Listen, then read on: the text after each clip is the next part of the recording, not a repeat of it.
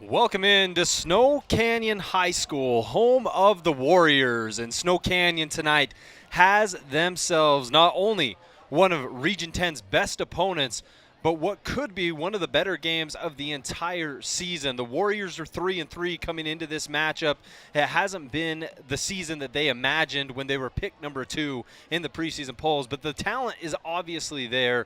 The schedule may have been rough, tough losses against Arborview in particular, and injuries to Hunter Johnson. He's missed a game, narrowly beating Cedar, and being 2-1 in region overall have really kind of salvaged the Warriors season. And tonight they have an opportunity to make a real statement game against the Desert Hills Thunder. A couple weeks ago, Desert Hills was a squad that seemed down on their luck as well. Noah Fuetolo, he was out with injury. They went 2-2 in that time frame. They were predicted to be number 1 in the preseason. And with that injury, they kind of became a middle-of-the-pack team. That is no longer the case. Noah's back. The Thunder are back. They routed the Dixie Flyers 56-21 last week in a major win to replant that flag towards the top of Region 10. Snow Canyon, they're still really looking for that statement win. Cedar was great. Hurricane was great. Northridge was great. Sure, no doubt about it. But the Warriors are still looking for that big win that says we're here and we're serious, and there's no better place for them to get it done than tonight on their home field against the visiting Thunder. Thanks for being with us. Rustin Burnside, Andy Thompson will be with me momentarily. We'll hear from AT. We got our keys to the game upcoming, our Star Watch. Everything coming at you here in our pregame show, and we couldn't be more excited to be here tonight at Snow Canyon High. Everybody's had this game circled for a long time. Actually, throw out that cliche. That cliche doesn't mean anything because everybody loves to say that. The reality of the situation is you don't know what games to circle till you're halfway through the season. Injuries happen. Teams disappoint. Green Canyon, for example, Region 11's preseason darlings, they're 10th in the RPI right now. So simply saying we've been circling this game for a long time doesn't mean anything. But now with this game staring us right in the face, knowing where these teams have came from, it means a whole awful lot more. Andy Thompson, how are you? You feeling good tonight? Yes, yeah, I'm feeling great. Good to be here at Snow Canyon High School for one of the biggest games of the year. It's our Buck Say Circle pregame show. Shout out to Jared Sigmund.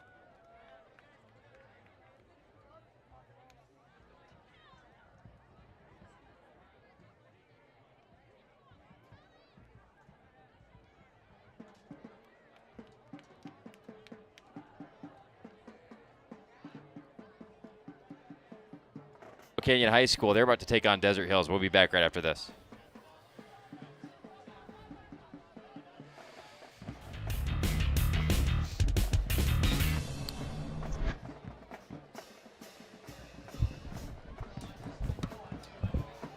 I take the road less traveled, run free, unwind, unravel someplace outside with lots to do.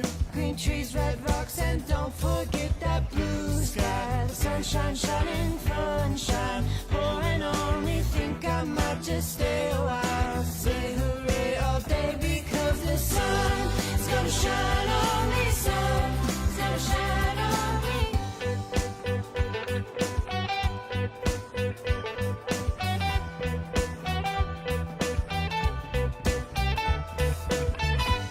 So if you're looking for me then, you better look down where there's tall palm trees and shopping sprees. Sip my ties and don't forget that blue sky. The sunshine shining, sunshine pouring on me. Think I might just stay a while. Say hooray all day because the sun is gonna shine on me. Sun is gonna shine on me. Sun is gonna shine on me. Everyone loves a champion, someone whose performance puts them head and shoulders above the rest. But not all champions wear a medal or hoist a trophy. At the U.S. Center for Safe Sport, we see champions everywhere we look. In every sport, on every court, we're building a foundation to ensure all athletes are safe, supported, and strengthened. We believe abuse can be prevented by taking a hard look at how we coach, how we train, and how we interact after the last whistle. We have provided over 2 million safe sport trainings. At the U.S. Center for Safe Sport, ending abuse is not just our job. It's our promise.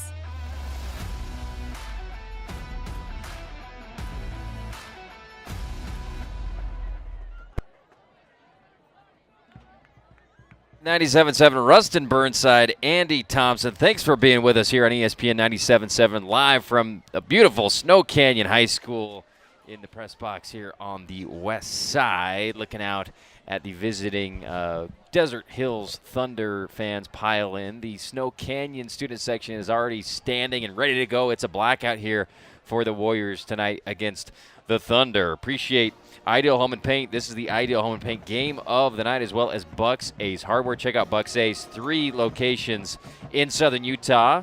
Dino Crossing in St. George, open in Santa Clara, as well as up in Hurricane. They got the best gun department in town. Sporting goods, hardware, everything you need for your home improvement projects and more is at Bucks Ace Hardware, a proud sponsor of Region 10 Athletics. All right, Rustin, let's dive into our keys to the game, brought to you by Camping World. Check out Camping World, 1500 Hilton Drive, or Camping World St. George.com. Let's start with the visiting team, Burnsley. Let's go with the Desert Hills Thunder first. The number 2 team in the RPI, Desert Hills, coming in here at Snow Canyon High School. Here's 2 things they got to do, AT.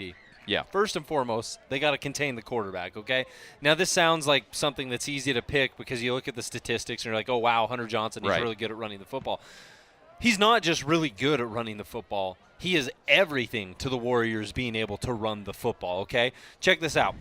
On this year, Snow Canyon snags 125.5 run yards per game. They have 7 rushing touchdowns on the year. Yeah. But when you look at the running back production, starter Tegan Hugh, he just barely clipped the 100-yard mark, okay, on the season. Yeah.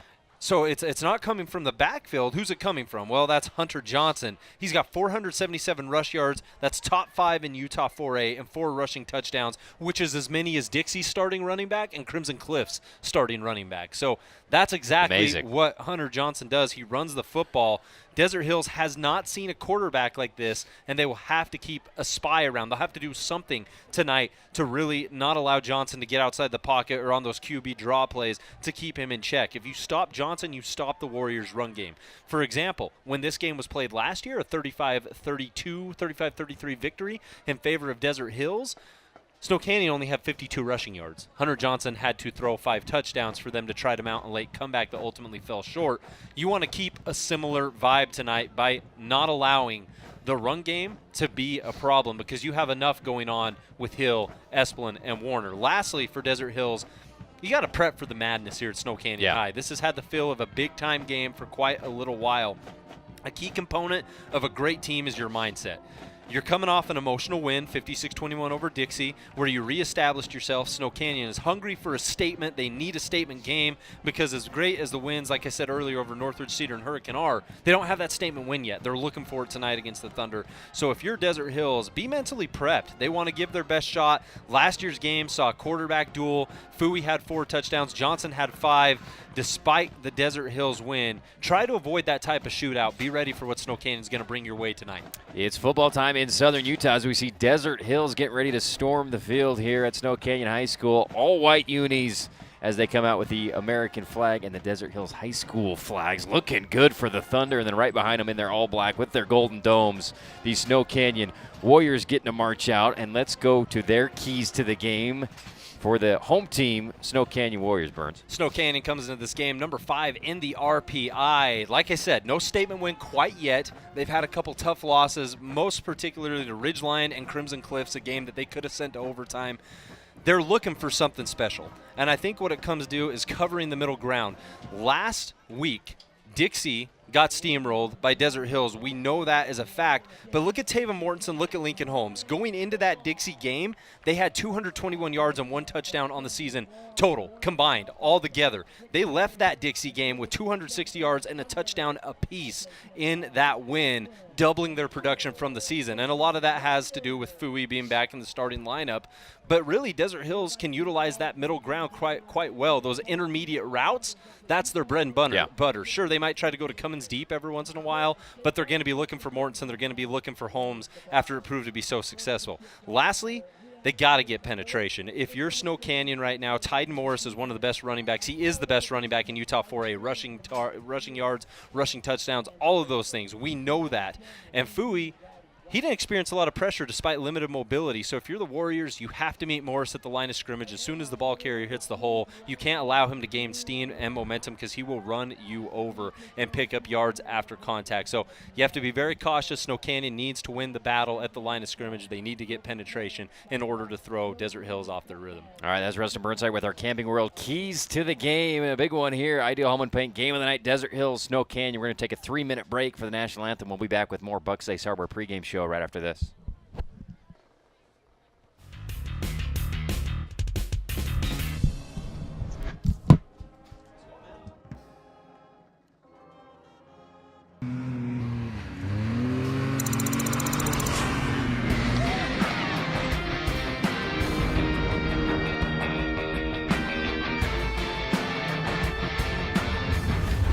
Does your heart ever want to escape? Just to see what your eyes are looking at? The land of anticipation is calling. Rise to it. You may have heard that the American Legion helps honor our fallen heroes.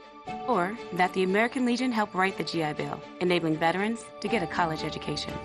And yeah, you've heard us tell a good story or two.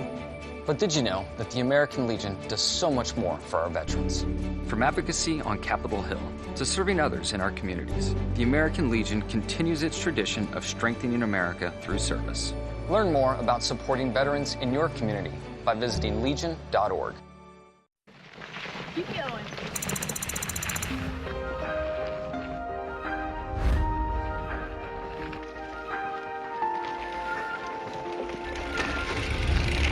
It's not always necessary to know what lies ahead or around the next turn. The land of curiosity is calling.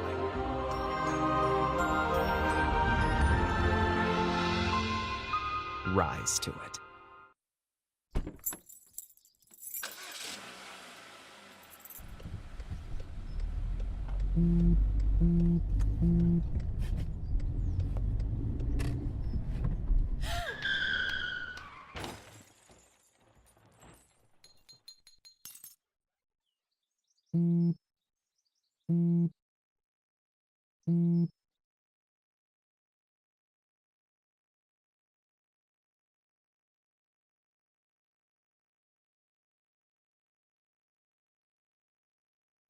When a crisis hits, close to home and across the globe, nonprofits are on the front lines, ready to serve. Keep coming, keep coming, keep coming. The demand for charitable services has skyrocketed, and nonprofits are rising to meet the needs. Healing, nurturing, rescuing, honoring, protecting, caring, inspiring. The work of philanthropic organizations of all sizes, across all missions, has never been more important. And it's donors and volunteers like you who make all this possible. Thank you. Together, we change the world. The Nonprofit Alliance. And welcome back, Snow Canyon High School, as the Thunder take it on the Warriors. Warriors about ready to storm through right in front of their student section here, get everybody hyped up. Here are the captains tonight for the Snow Canyon Warriors. It is Hunter Johnson, number 17, star quarterback. Rockwell Jones, number 9, star middle linebacker. Jake Hill, number 3. And Brooks Esplin as they'll run back and join their team. Stuart Toffa, Noah Foy-Latolo, Taven Mortensen, and Javion Cummings are the 7? captains for 11. Oh. Or is that Tavian? 7 is Javion, 11 is Azen. Javion. There you go. So that is the Thunder's captains, and we are ready to go. Here come the Snow Canyon Warriors in their all black. They look awesome tonight at home. Time now for our Intermountain Sports Performance Star Watch players. If you want to improve your speed, power, agility, overall performance, Intermountain Sports Performance has certified trainers that have been helping Region 10 athletes for over 20 years. Brendan Ames and the team at Intermountain Sports Performance have been awesome in this community for athletes. Give them a call at 251-2299 or check them out on Instagram. We're picking a Star Watch player from each team. Let's start with the visitor, Rustin, for the Desert Hills Thunder. For Desert Hills, there's a lot of different names you can go with tonight. Noah Fueotolo, you can go with Taven Morris, you can go with a number of different dudes. But I think based on what we saw last week, you have to go with that newfound weapon.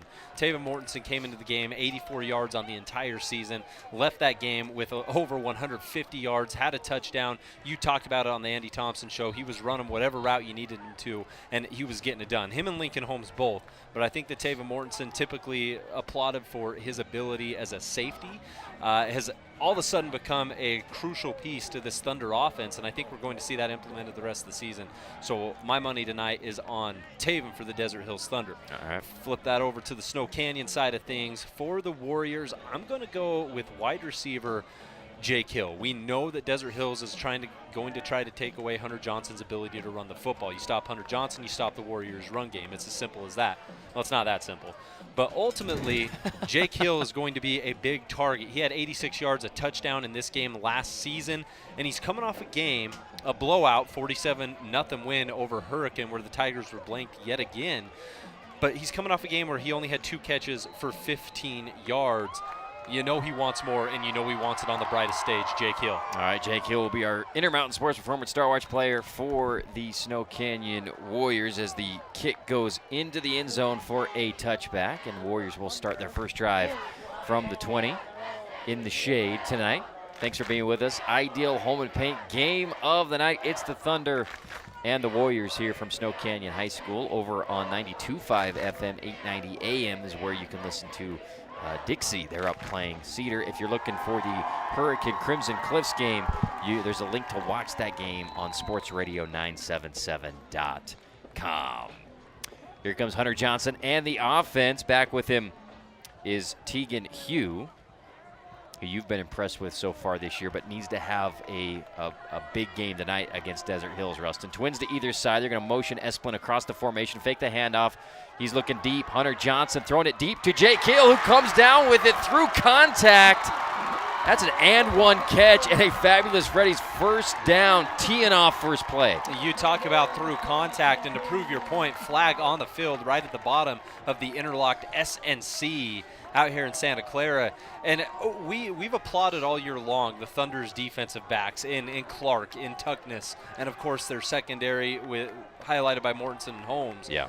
It's not easy to pass against this team, and for Snow Canyon to come out, play one big game, let Johnson go deep to your star receiver, and for him to go through that contact, make that grab, that's a great start for Snow Canyon. You couldn't ask for much more. Going aggressive. We saw this against Crimson Cliffs. They came out and throw go routes all first series. We'll see if that continues. What a beautiful catch by Jake Hill, one of the best stars in Region 10 and our Star Watch player tonight. Johnson looking on an out route to Esplin over his shoulder. Beautiful catch by Brooks Esplin. He goes out of bounds after another 15, 16-yard gain for the Warriors and a fabulous Freddy's first down. Esplin, another one of those underrated receivers. And I got to be honest with you, Hunter Johnson, we talk about his running ability, he's thrown for 824 yards this year. He's going to be close to 1,000 after this game tonight. He's been great, 10 passing touchdowns. Every once in a while, it can get a little sloppy. You might throw a pick here and there, but his ability to sling it really helps this Warriors offense. 2 plays and almost nearly in the red zone as Romander gets his first carry of the game and nowhere to go. Nice stop there by the D-Hills run defense. Ocean Tafa and others in on the stop for the Thunder. And this right here is the whole question mark for the Warriors offense is Johnson can run, the receivers can catch, they can run routes to perfection. But they need something from the run game, especially to win these big type of games, and Hugh unable to go anywhere right there. 2nd and 10. Straight drop back pass for Johnson. Looking to the right, then pulls it down. Going to run. Jukes a linebacker, gets a block, lowers his shoulder, and he's inside the 10-yard line. Hunter Johnson with another fabulous Freddy's first down for the Warriors. What was initially great penetration right there for Desert Hills ended up with Hunter Johnson and his ability it ended up really as an opportunity for him to highlight his ability to get out of pressure. That's exactly what he did there. Not afraid of contact either, as he took the hit from Mortensen with Cyrus Polu coming from behind. First and goal for the Warriors from about the 10-yard line, or actually from the 9-yard line, and they're going to have to call a timeout as they're trying to get the play call in. Hunter Johnson will come over, and actually it might be an equipment or a problem he's having with something in his eyes maybe as he's talking to the trainer.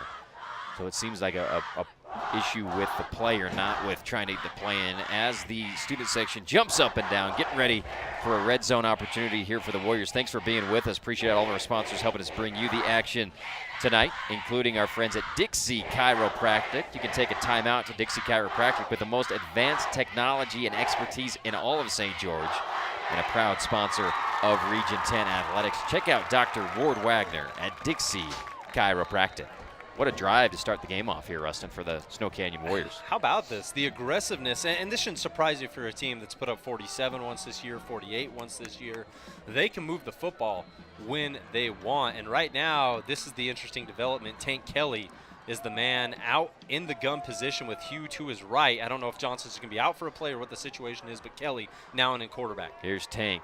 Jet sweep fake to Warner. Takes it up the middle, gets tackled, but after a good gain at about the 2.5-yard line, and we've seen Tank come in and he can run it, and we've seen him throw it. He's a great backup for the Warriors. And Tank Kelly, he has a couple rushing touchdowns on the season, nearly got another in his one play, but the Warriors will settle for second and goal with only a couple yards to go. Johnson now back in there. Romander, side cart left. Warner, single receiver to the near side. They'll hand it to Romander, and once again, Desert Hills solid on that inside zone play. Polu and Tafa in the backfield on that one for Desert Hills. And this is where it's funny, because in football you'd imagine this is the ideal opportunity, but the defense with a limited playing field, they're kind of they know they have you contained a certain way, so they're able to be a bit more aggressive than per usual, which is why you see a lot of third and goals and a lot of fourth and goals, because the defense can play a little more loose, a little more free. They know they got you contained in a certain way. Third and goal from the 4-yard line now for Snow Canyon after the loss. Reynolds in at running back. They'll motion him to the outside, then throw a slant inside. Well delivered, and it's caught. Touchdown, Snow Canyon. Will Warner. Beautiful delivery against pretty good coverage there, Rustin. Hunter Johnson just squeezed it in beautifully. It was great coverage. There was a Desert Hills cornerback on both sides. Johnson was under a bit of pressure. Desert Hills came fast. He gets rid of it quick, just like we've seen Fui do on the opposite end. And Will Warner, we talked about Mortensen being that safety and wide receiver combo. Will Warner's that type of guy too. In fact, last week he had 2 catches and 2 touchdowns against the Tigers. That's a pretty good catch to score ratio, if my math is correct there, AT. Absolutely. In to kick the PAT. Snow Canyon up. And looks good. Very impressive drive. PAT by Corbin Christian there for the Warriors. So on our We Win Injury Loss scoreboard, 7-0 with 9:18 left on our Nets on Fire clock. We'll be back right after this.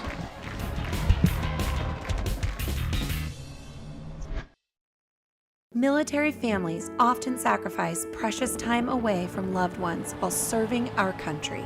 And for those with children, the separation can be especially difficult. We were worried that with him leaving, that she would lose those connections with her dad. Some of life's best moments happen between parents, children, and the pages of a good book.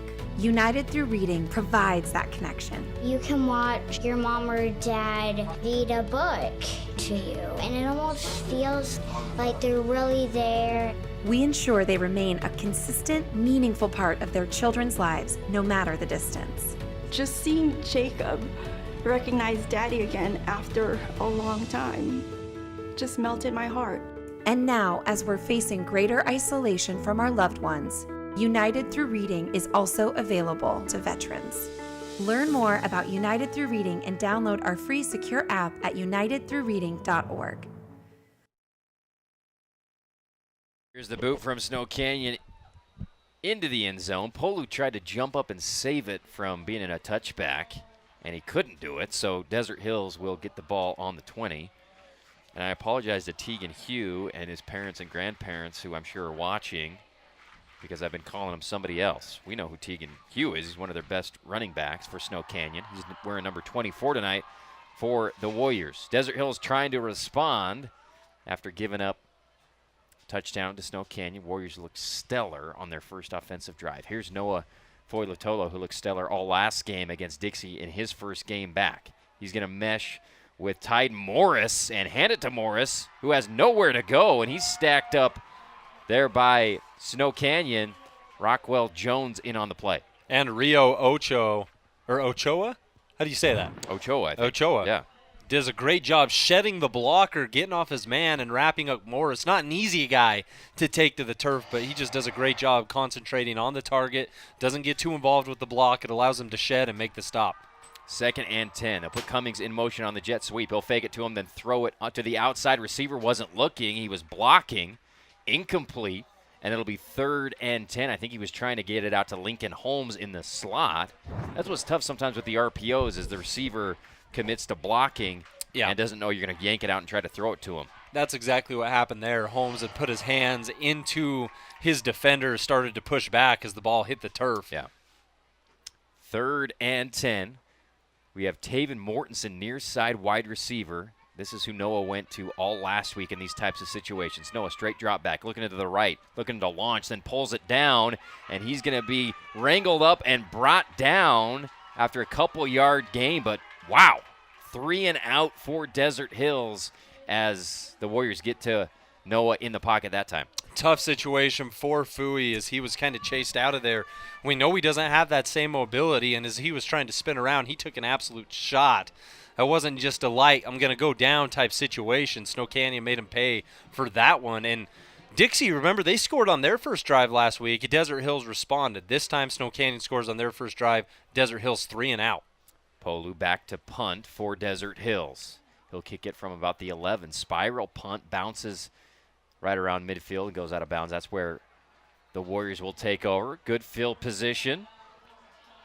Great offensive series for the Warriors here at home, and then 3 and out defensively. Couldn't be going much better right now for Snow Canyon. No, and the last time they had the ball, I can only think of 1 or 2 plays that weren't very effective, and that was just the runs up the middle, and they still went, for 1 or 2 yards. It's not as if anything was negative, but they just moved the ball so quickly and so effectively that you have to really be impressed, because this is a squad that's had their ups and downs, but that may have been one of their better drives of the entire season, especially considering the opponent. Desert Hills hasn't allowed a team over 30 all year. Neither is Snow Canyon's defense on the flip side.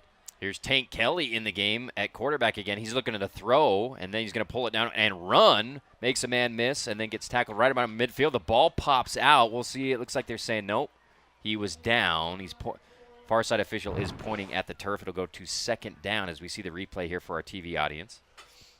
Pulls it down and looks to run on that left side. Cuts back inside, gets popped by a D lineman. And they're saying the ball where he was down. And which, I don't know. It's really tough to tell hard right to see there. when the ball popped out on the replay, but good job putting a hat on the ball there by Desert Hills. And the way the defender was positioned, it almost looked like Kelly was high-centered on him for a little while. Yeah. I couldn't tell if his knee was on the turf while he was high-centered there, wherever the situation is. But Kelly turned around and tried to dive back on that as if he thought he fumbled. Of course, better safe than sorry in this situation. Officials get a better view of it. Stays Snow Canyon football. And Hunter Johnson still on the sideline, getting checked out by one of the trainers on the sideline. So it's Tank Kelly, straight drop back pass, pump fakes, throws it to the right side on a corner route, overthrows everybody just by a few yards, left that one up there, and it falls incomplete, and it'll be 3rd and 7 coming up for the Warriors. Clark was the man in coverage, Lincoln Holmes providing safety help, and it wasn't really about the coverage, it really wasn't about Hill's route. That ball just wasn't in the vicinity. 3rd and 7. Here's Kelly in the shotgun, hard count. Desert Hills stays disciplined, a little flinch, but no violation. He'll put Hugh out in the slot. 5 wide go the Warriors here on 3rd and 7. They're up 7-zip here, 7-11 on our Nets on Fire clock in the first quarter.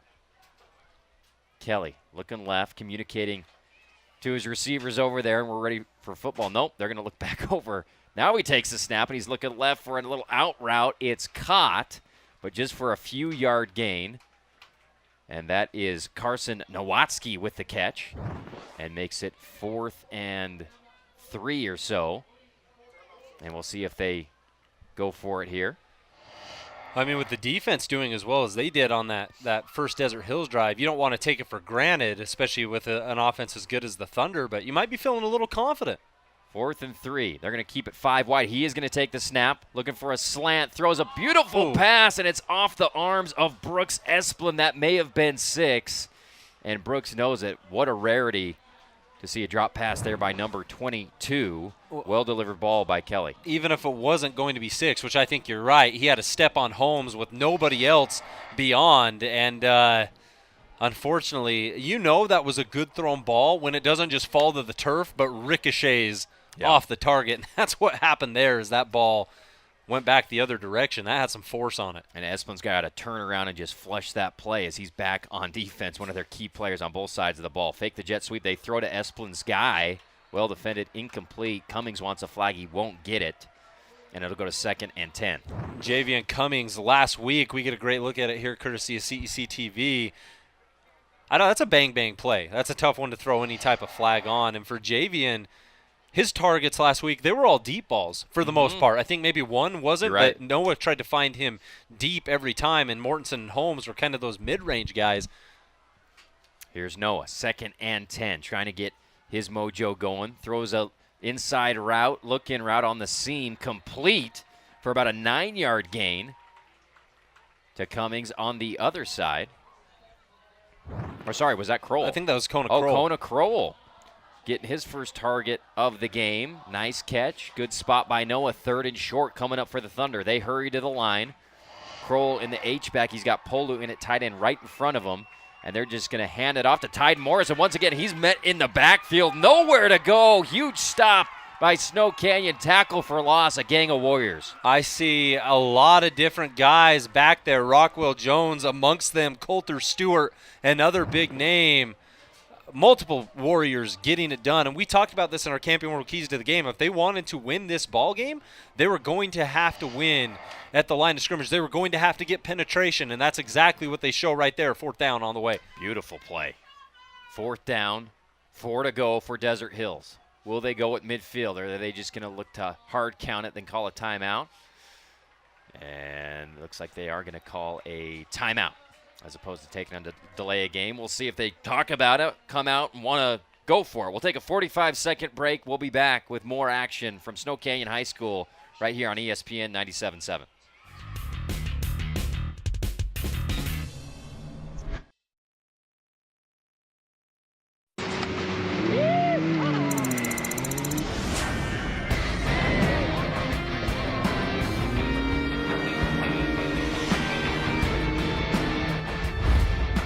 Maybe the rush of adrenaline has nothing to do with revolutions per minute, or the weightless gasp as you crest the hill.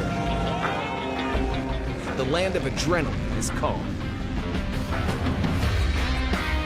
Rise to it. Ideal Home and Paint. Ideal has all the top quality brands like PPG, Pratt & Lambert, and Cimarron floor epoxy coatings. Ideal has that. Check out their paint design center, 4096 South River Road, or call 656-0801.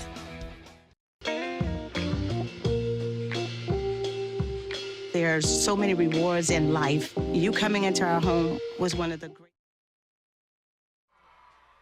4th down and 4. Desert Hills just converted. Sorry we missed that play.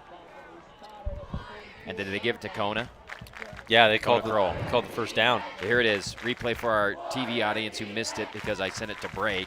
Nice little shovel pass to Kona on a jet sweep. Beautiful play. I haven't seen that yet from Desert Hills this year. And Kroll gets the Fabulous Freddy's first down. Great play call because all eyes were focused on Titan. Yeah. From the 43-yard line, they'll give it to Lincoln Holmes on a stretch play. He gets a couple of good blocks, cuts inside, and then ducks outside. Nice tackle there by Brooks Esplin, but not before a few yards there from Lincoln Holmes. And, they've tried to get Holmes involved in the running game quite a bit this year, and it seemed pretty mixed results all season long. But now with Fui back in the picture, I expect that to open up in a different light just because your offense is so much more fluid now. But that's not the first time he's took a handoff. It won't be the last. Still looking for a little bit of success, though, on that ground game. 2nd and 6 for Noah. Takes the snap. Looking down the field. Great coverage. Now he's going to fling it on a secondary route to Taven Mortensen. He catches it at the 5-yard line, walks into the end zone. Touchdown, Desert Hills.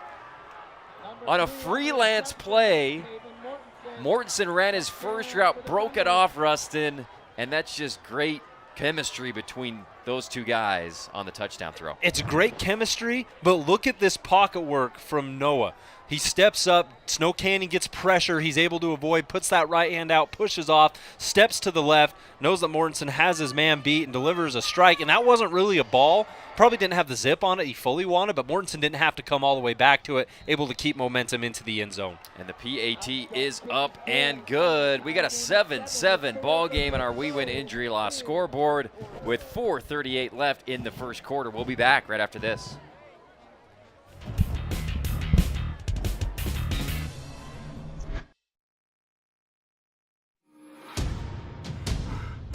Everyone loves a champion, someone whose performance puts them head and shoulders above the rest. But not all champions wear a medal or hoist a trophy. At the U.S. Center for Safe Sport, we see champions everywhere we look. In every sport, on every court, we're building a foundation to ensure all athletes are safe, supported, and strengthened. We believe abuse can be prevented by taking a hard look at how we coach, how we train, and how we interact after the last whistle. We have provided over 2 million safe sport trainings. At the U.S. Center for Safe Sport, ending abuse is not just our job, it's our promise.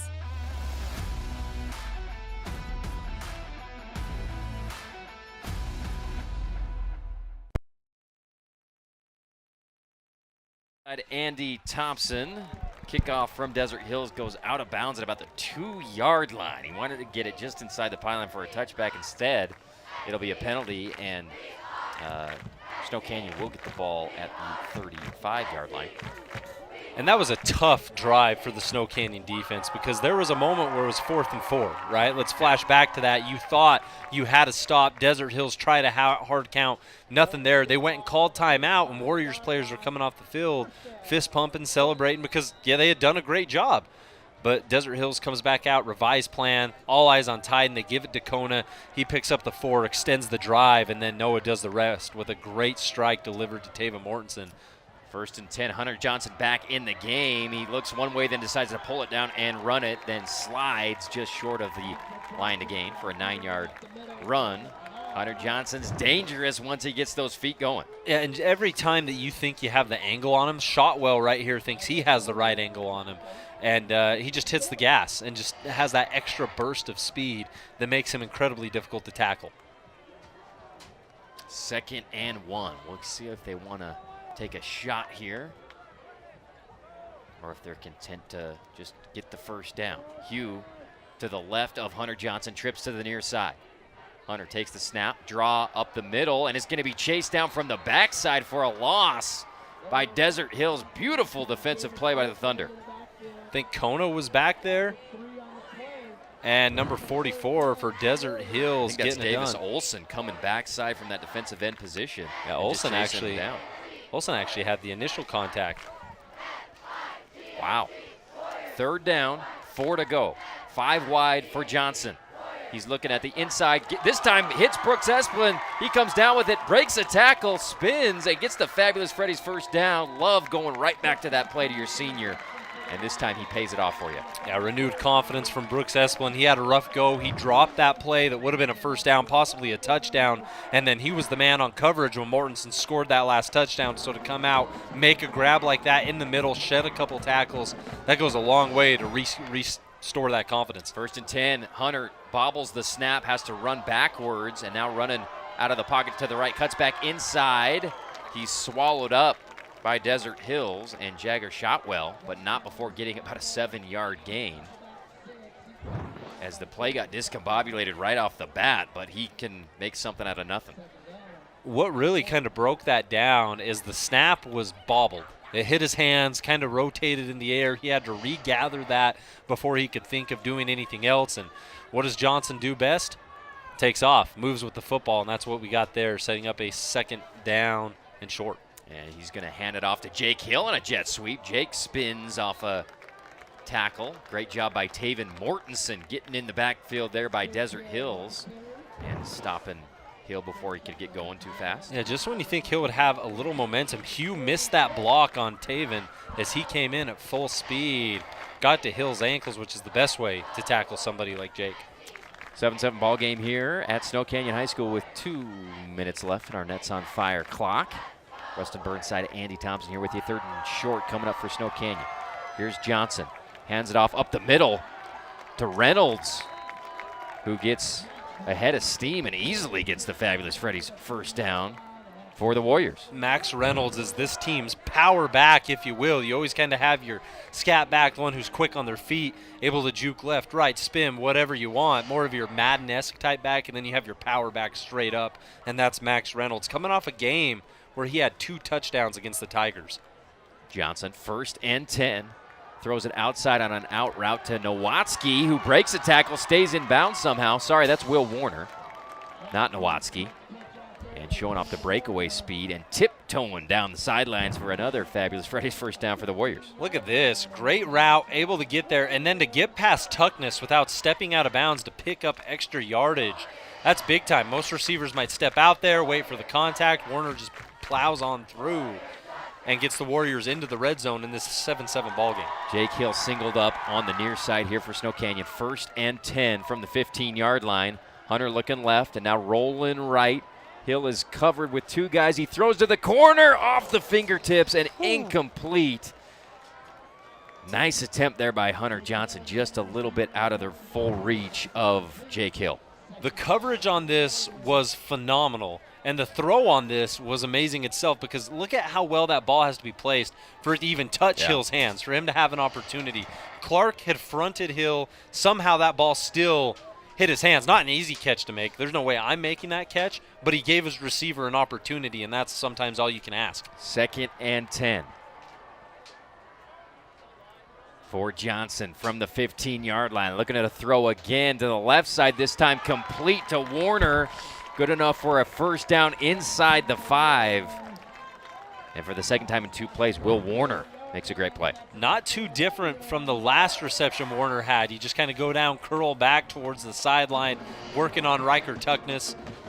And right there, they went for the end zone on 1st down. They went for the 1st down on 2nd down, making it 1st and goal. 1st and goal from the 4 for Hunter Johnson. He's got Warner and Esplin to the near side. He's going to hand it off to Carson Nowatzki on the jet sweep. Nowatzki immediately trips off the cleat of Hunter Johnson and will lose a couple of yards.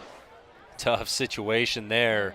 I mean, you had great penetration from Desert Hills in the first place, but to be tripped up like that, those plays are doomed 10 out of 10 times. And Hunter has got to give it to the jet sweep guy, but then he's got to still pretend he's got the ball to keep that backside end in place. And his step forward kind of knocked off Carson Nowatzki. Here's Hunter rolling right, pulls it down. He's going to try to get into the end zone himself, lowers his shoulder, and he's going to get stopped just short at about the 1-yard line. Nice stick there by Desert Hills on Hunter Johnson. Cyrus Polu, the team's leading tackler, is the one who saved Snow Canyon from picking up 6. And look at this. You think Johnson has all momentum, but Polu able to push back, stand strong. Doesn't hurt that you got a Desert Hills player around the ankles, not allowing Johnson to get that extra push. 3rd and short from the goal line coming up for Snow Canyon as we have our quarter break. You're listening and watching the Idaho Home and Paint game of the night here on CEC TV and ESPN 97.7. We'll take a 30-second break, 30-second timeout. We'll be back with more right after this.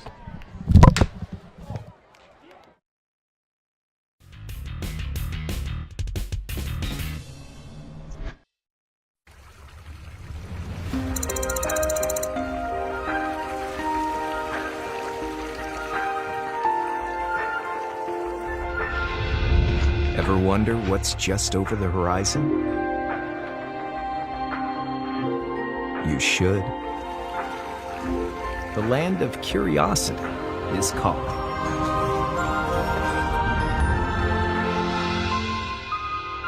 rise to it. Welcome back. Rustin Burnside, Andy Thompson, Ideal Home and Paint. Game of the night from Snow Canyon. What a first quarter. We got a tie ball game 7-7 as we start the second quarter, as the teams flip which direction they're going. Snow Canyon will have it at about the 1.5-yard line. 3rd and goal from the 1.5. Rustin, what do you think, man?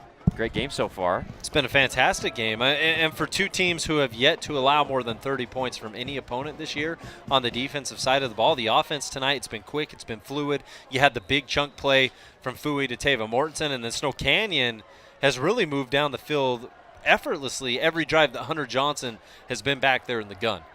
Here's Hunter, 3rd and short. Going to take the snap, power run by Hunter, and he has stood up once again. Desert Hills making a play as great gap control on that right side. He was just going power with a lead blocker. And that's Cyrus Polu, who shedded the initial block. I think that was Hugh coming down to try to put a chip on him and never quite made it land. And if you don't put hands on Polu, he's the type of guy who will make a play. He had that stop earlier to end the first quarter, prevented Johnson from getting in the end zone. Does it again. Now we got a unique situation here. And we'll see if they want to throw that little slant they like to do to Brooks Esplin down here, or if they trust the zone read with Hunter Johnson. And I think that's Reynolds in there now at running back. Johnson going to throw a fade, and there's going to be a flag. Goes up to Will Warner, fades it up on kind of a sluggo fade, and that's an easy call for the official as they trust Hunter Johnson down on the goal line to make plays like this. And clearly a grab there by Desert Hills, and that'll be first down coming up for Snow Canyon. Clark rips Warner to the ground. Johnson gets a push as well. He tumbles to the turf. And now a fresh opportunity for the Warriors. And that play is just a pass interference maker because he's deking in like a slant, and then he's going to go on you on 4th and short. How do you not bite on the slant? And then you have to try to recover by grabbing him. Great play design there by Snow Canyon. Here's Hunter Johnson. They're going to have a timeout called by Snow Canyon to get things settled before this first down play. We'll keep it right here. Timeout's brought to you by Dixie Chiropractic. Check out Dr. Ward Wagner at Dixie Chiropractic. They got the best technology and expertise in town for chiropractic. And a proud new sponsor of Region 10 Athletics. Also wanted to spotlight our Intermountain Sports Performance Star Watch players once again. Jake Hill for Snow Canyon has already had a great game. He had that first big catch of the game to get things going for Snow Canyon. And by the way, for the Warriors, they've got several star players who have trained at Intermountain Sports Performance, including Jake Hill, Hunter Johnson, Tank Kelly, Bo Hickman, Brooks Esplin, Max Reynolds, Coulter Stewart, Tegan Whitehead, and Carson Nowatzki. So what do you draw up coming out of this timeout, AT? Well, I've got to correct myself, and I appreciate Carrick Segmiller up here in the booth helping us out because it was PI, but it's still 4th down because it's not an auto first down in high school. So that's why Snow Canyon wanted the timeout, because it's still 4th down. So 4th and short coming up. We'll see if they go to the air again. Hunter Johnson motions Bo Hickman. They're going to go power again. Hunter goes right up the middle. This time gets in easily with lead blockers on a 4th down. What a conversion there for Snow Canyon. They extend the lead to 13-7. And that's the right call. Watch the man in motion, able to stop right between the center and right guard and allow that extra push. That's where Johnson tried previously, was on that right side, and Polu was able to meet him because the running back wasn't able to land a block. You bring in somebody playing tight end, bigger, more able-bodied, they're able to get hands. And for Johnson, that's easy sledding behind the big boys.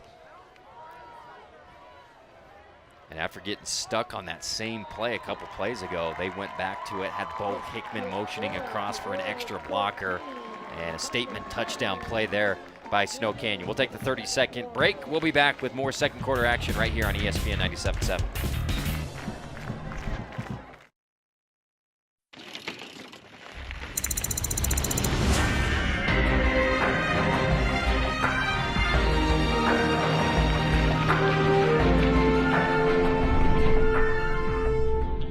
Let's just say that repressing your curious heart is simply unacceptable. The land of discovery is calling.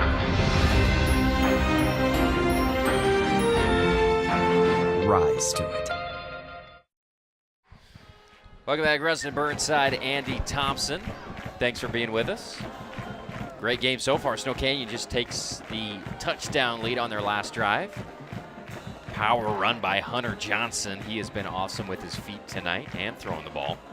And Desert Hills looking to respond. Thanks for being with us. Ideal Home and Paint game of the night. Check out Ideal for all of your home improvement projects this fall. 4096 South River Road. For everything you need for your home improvement projects, Ideal has that. Returnable kick for Desert Hills. Kona Kroll to the left side, and he is spilled out of bounds after a pretty good return out near the 25-yard line for the Thunder. And with Snow Canyon taking the 14-7 lead, I'm anxious to see how Desert Hills responds, because the first drive, 3 and out. The second drive, nearly what could have been a 3 and out if it wasn't for a converted 4th down. And the play that they scored on was a great play from Fui in the pocket, but ultimately Mortensen lost to Esplin. It was a big chunk play, right? We haven't seen them quite move it down the field smoothly yet. I want to see what we see here. And first play of the series is a little fly sweep to Ford, who cuts it up the middle and nowhere to go. How stout has this Snow Canyon defense been against the run tonight, Rustin? It's been really good, especially when you look at Desert Hills and how their identity, especially in previous weeks, has hinged on their ability to run the football. And Snow Canyon, I think they did their homework on that. They're trying to take Tide Morris out of the game, trying to take Kona Kroll out of the game, and make it all about Fui trying to pass under pressure. 2nd and 7. Sweep outside to Cummings. He cuts it up, and we'll see where they spot him out on that left side, a couple yards short of the first down. I love how he runs when he gets the ball on a fly sweep or after the catch. He is a physical runner as Esplin rides him out of bounds. Just short of the first down. 3rd and 1 coming up for Noah. They're running tempo. He's right back up. Gets the ball, gets it to Tide Morris. He's finally got room. He gets the Fabulous Freddy's first down. Nice tackle there by Will Warner to save him from going for even more yardage. Actually, I think that was Goff. Yeah, it is Goff. Which, number 7. Either way, though, you're right. It was a great tackle because Morris, nearly impossible to bring down in those types of situations. One-on-one moments, especially against secondary players. Not for Goff, though. Does a great job taking him out at the legs. Here's Noah, trips to the far side. You're going to flip it out to Tide Morris, trying to get the edge. Good block by Cummings, the wide receiver out there, to allow Tide to get the edge. And he's tackled right around the sticks. And what do you do when the traditional means of running the football isn't quite working? Well, that's when you start getting into your pitches and really having receivers come through on these jet sweeps like we've seen, because going between the guard and tackle hasn't worked. But right now, Desert Hills is finding a new level of that run attack. Nice block by Azen Cummings. They're going to flip it out to Kona Kroll on a little swing pass, this time well covered by Snow Canyon. Good pursuit, just a couple-yard gain there for the Thunder. And we're right around the vicinity, a little further in on the last drive where Fui decided he was going to take a shot to Mortensen. And it feels like every drive there's one deep pass off the hands of Fueotolo, because he's plenty capable. Both the Cummings boys have the speed to try to get past the secondary. So don't be surprised if this series we see one more deep attempt from Noah. 2nd and 8. Fueotolo motions Cummings. He breaks a tackle after getting the ball and then stopped for about a 1-yard loss. And once again, Snow Canyon against that jet sweep is able to come into the backfield and make a great play. Breaks the first one, but Rockwell Jones, one of the leaders of this defense, one of the captains, there's not a lot of opportunities that he doesn't clean up on the defensive side of the ball for the Warriors. Good job by Mikhail Swenson. Didn't make the tackle, but got in there and slowed him up a little bit, set it up for Rockwell. 3rd down, 9 to go for Noah. Takes the snap, looking right, throwing it deep to Cummings. Cummings trying to make a play on it. No, it's intercepted by Snow Canyon. Goff has it at the 30, the 40. He's going to cross midfield. He's got blockers in front of him. Down the sideline. Does he stay in bounds? No. They're going to say he's out of bounds at about the 34-yard line. Goff can't believe it. What an interception for the Warriors. I got to see a replay on this ASAP, because that was tight. For a minute, I thought he was going to go. Well, he did go all the way. The officials calling him out of bounds on Desert Hills side of the field. And what a pick. We knew Fui was probably going to go deep. We knew this play was coming, especially on 3rd and long. And Goff just winning the jump ball, being in the right position. That's back-to-back weeks. He has an interception. Oh, wow, that's tight. And now he's got 4 picks on the year. Goff said, I'm turning around and I'm going to argue the call, but there's still a guy coming after me, so I've got to finish this play.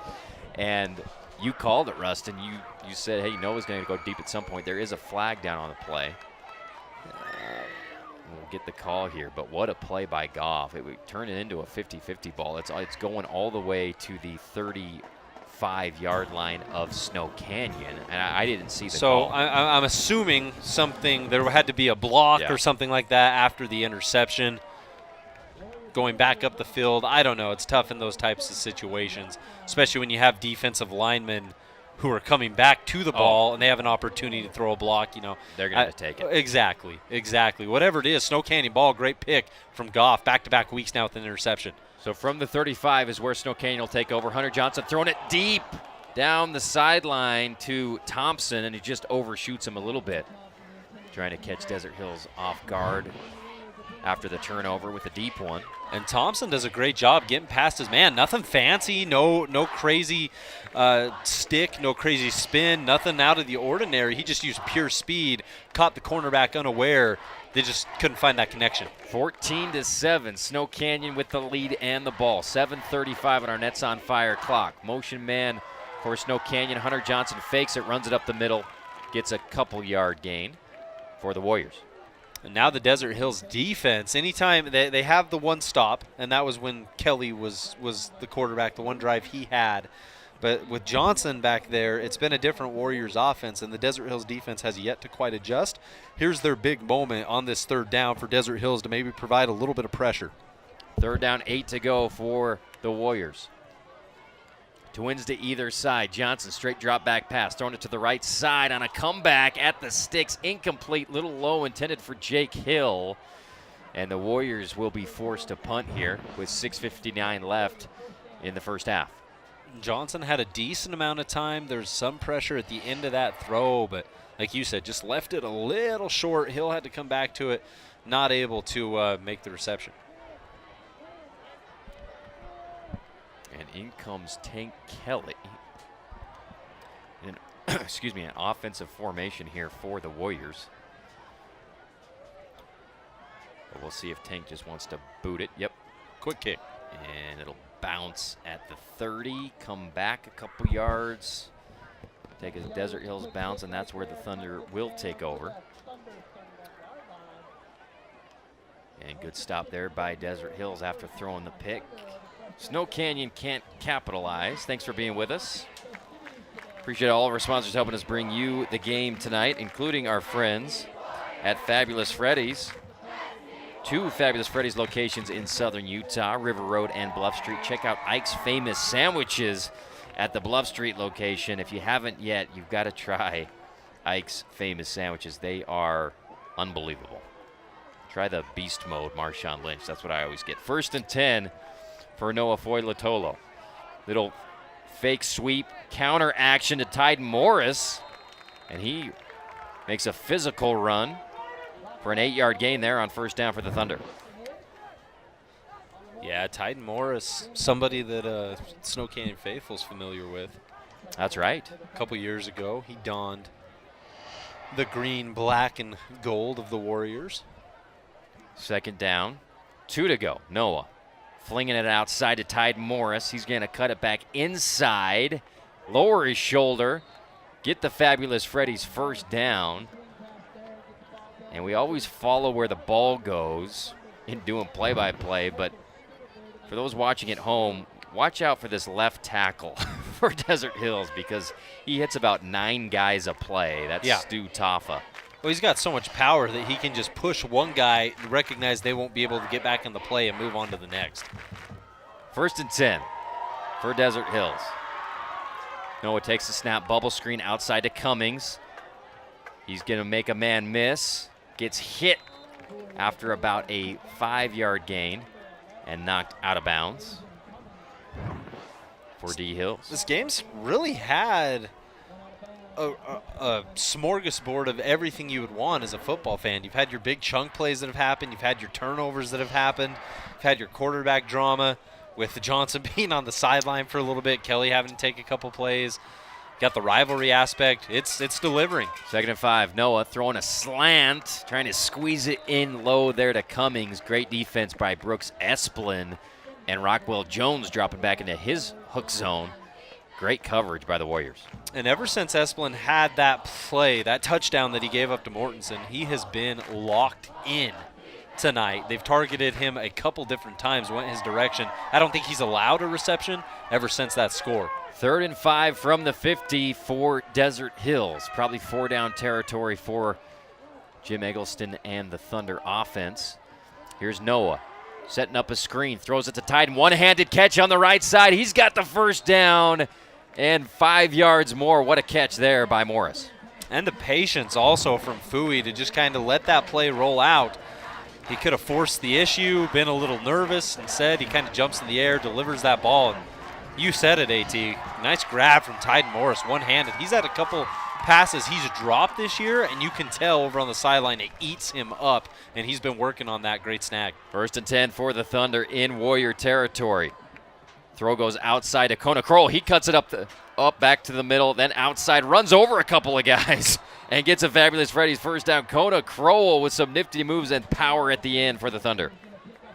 Kroll's been that type of change of pace back, and I know this isn't a running play, but anytime that you line him up next to Fui in the gun, you know he's a threat to catch something and take off for a couple extra yards. This kid's first down. They'll go to Kroll again, breaks a tackle in the backfield. Gets a few yards. We got a flag from the back judge. With 4:43 left here in the first half on our Nets on Fire clock, 14-7. The Warriors lead. Desert Hills with the ball, though, threatening to tie the game. Hey, T, you ready for a Hearst Ace Hardware Region 10 update? Yeah, man. How about the Hurricane Tigers up 10-0 on Crimson Cliffs? No kidding. Carrick just showed me that score over there. How about those Tigers? And Tigers off to a hot start. Wow. They're in the second quarter at Crimson. And Cedar also with the lead over Dixie. Dixie led that one 3-0 early on. The Reds have hit Pater, and now Cedar on top 7-3. That game over on KDXU.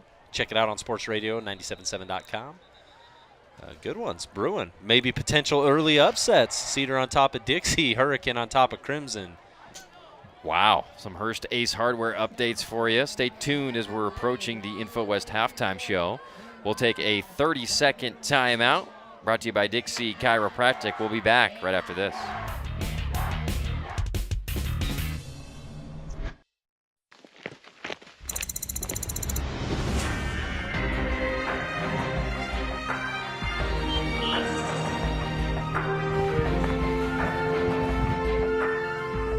Sometimes your surroundings make you feel a little more, well, like you. The land of vision is calling.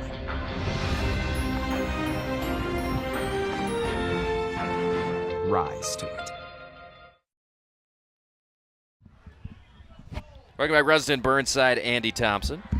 4:43 left here in the first half. Thanks for being with us. Ideal Home and Paint game of the night. Desert Hills with the ball. 1st and 10 after the penalty against the Warriors. Hey, this is from the 12-yard line. This is the most smooth the Thunder offense has looked all night. They have chipped their way down the field this entire drive. Holmes goes in motion, and they're going to hand it up the middle to Tyden Morris, who has had a great series here for the Thunder. Gets a few yards and inches them closer to the goal line. 14-7. Snow Canyon with the lead here at home. And this is why making contact at the line of scrimmage was so pivotal. We talked about it, keys to the game. Yeah. When Morris hits that hole, guarantee he will pick up a couple more yards just based on pure momentum alone because of his size. So even when you get there, you don't really get there. He doesn't go down in the backfield often. 2nd and 8. Desert Hills can get a first down at the 2-yard line. Hard count gets Snow Canyon to jump. And the referees will consult.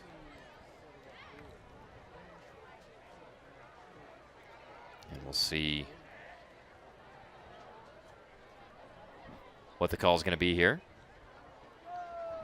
Thanks for being with us. We got 2 other games, like we just mentioned, going on right now in Region 10. If you're looking for the Dixie Cedar game, that's over on 92.5 FM, 890 KDXU. And you can watch the Hurricane Crimson Cliffs game. Oh, it will be a procedure penalty against the offense. First movement by the Thunder, and it'll march them back 5 yards. Yeah, it was. Good call. Good consultation there. That's a veteran referee crew here tonight doing an excellent job. Second down and 13 to go here for the Thunder. Noah takes the snap, looking right. Has Cummings over there, thrown to the corner of the end zone. Well defended by Esplin, incomplete. That really was fantastic coverage because the way the ball was thrown and the way that Cummings was moving, it would be so easy to continue to run through your guy, maybe get a potential pass interference call. And Esplin with the right balance of momentum, but also restraint to make sure that ball didn't have an opportunity. Absolutely. He's been locked down. 3rd and long now for Desert Hills, trying to tie the ball game up. 14-7, 3:49 on our We Win Injury Law scoreboard. Noah dropping back, looking left, pressured, flag thrown. He throws an out route, incomplete. And we'll see if we've got a hold on this play. Flag right around the line of scrimmage. Whatever we got. How about Duke Muir right there?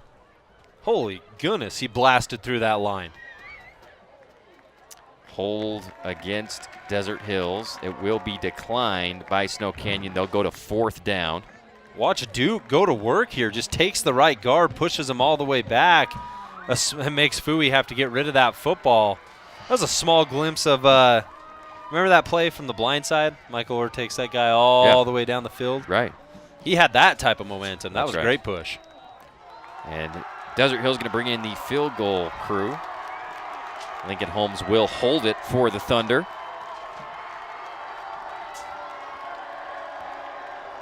And here's the kick up, 32-yarder, and nails it.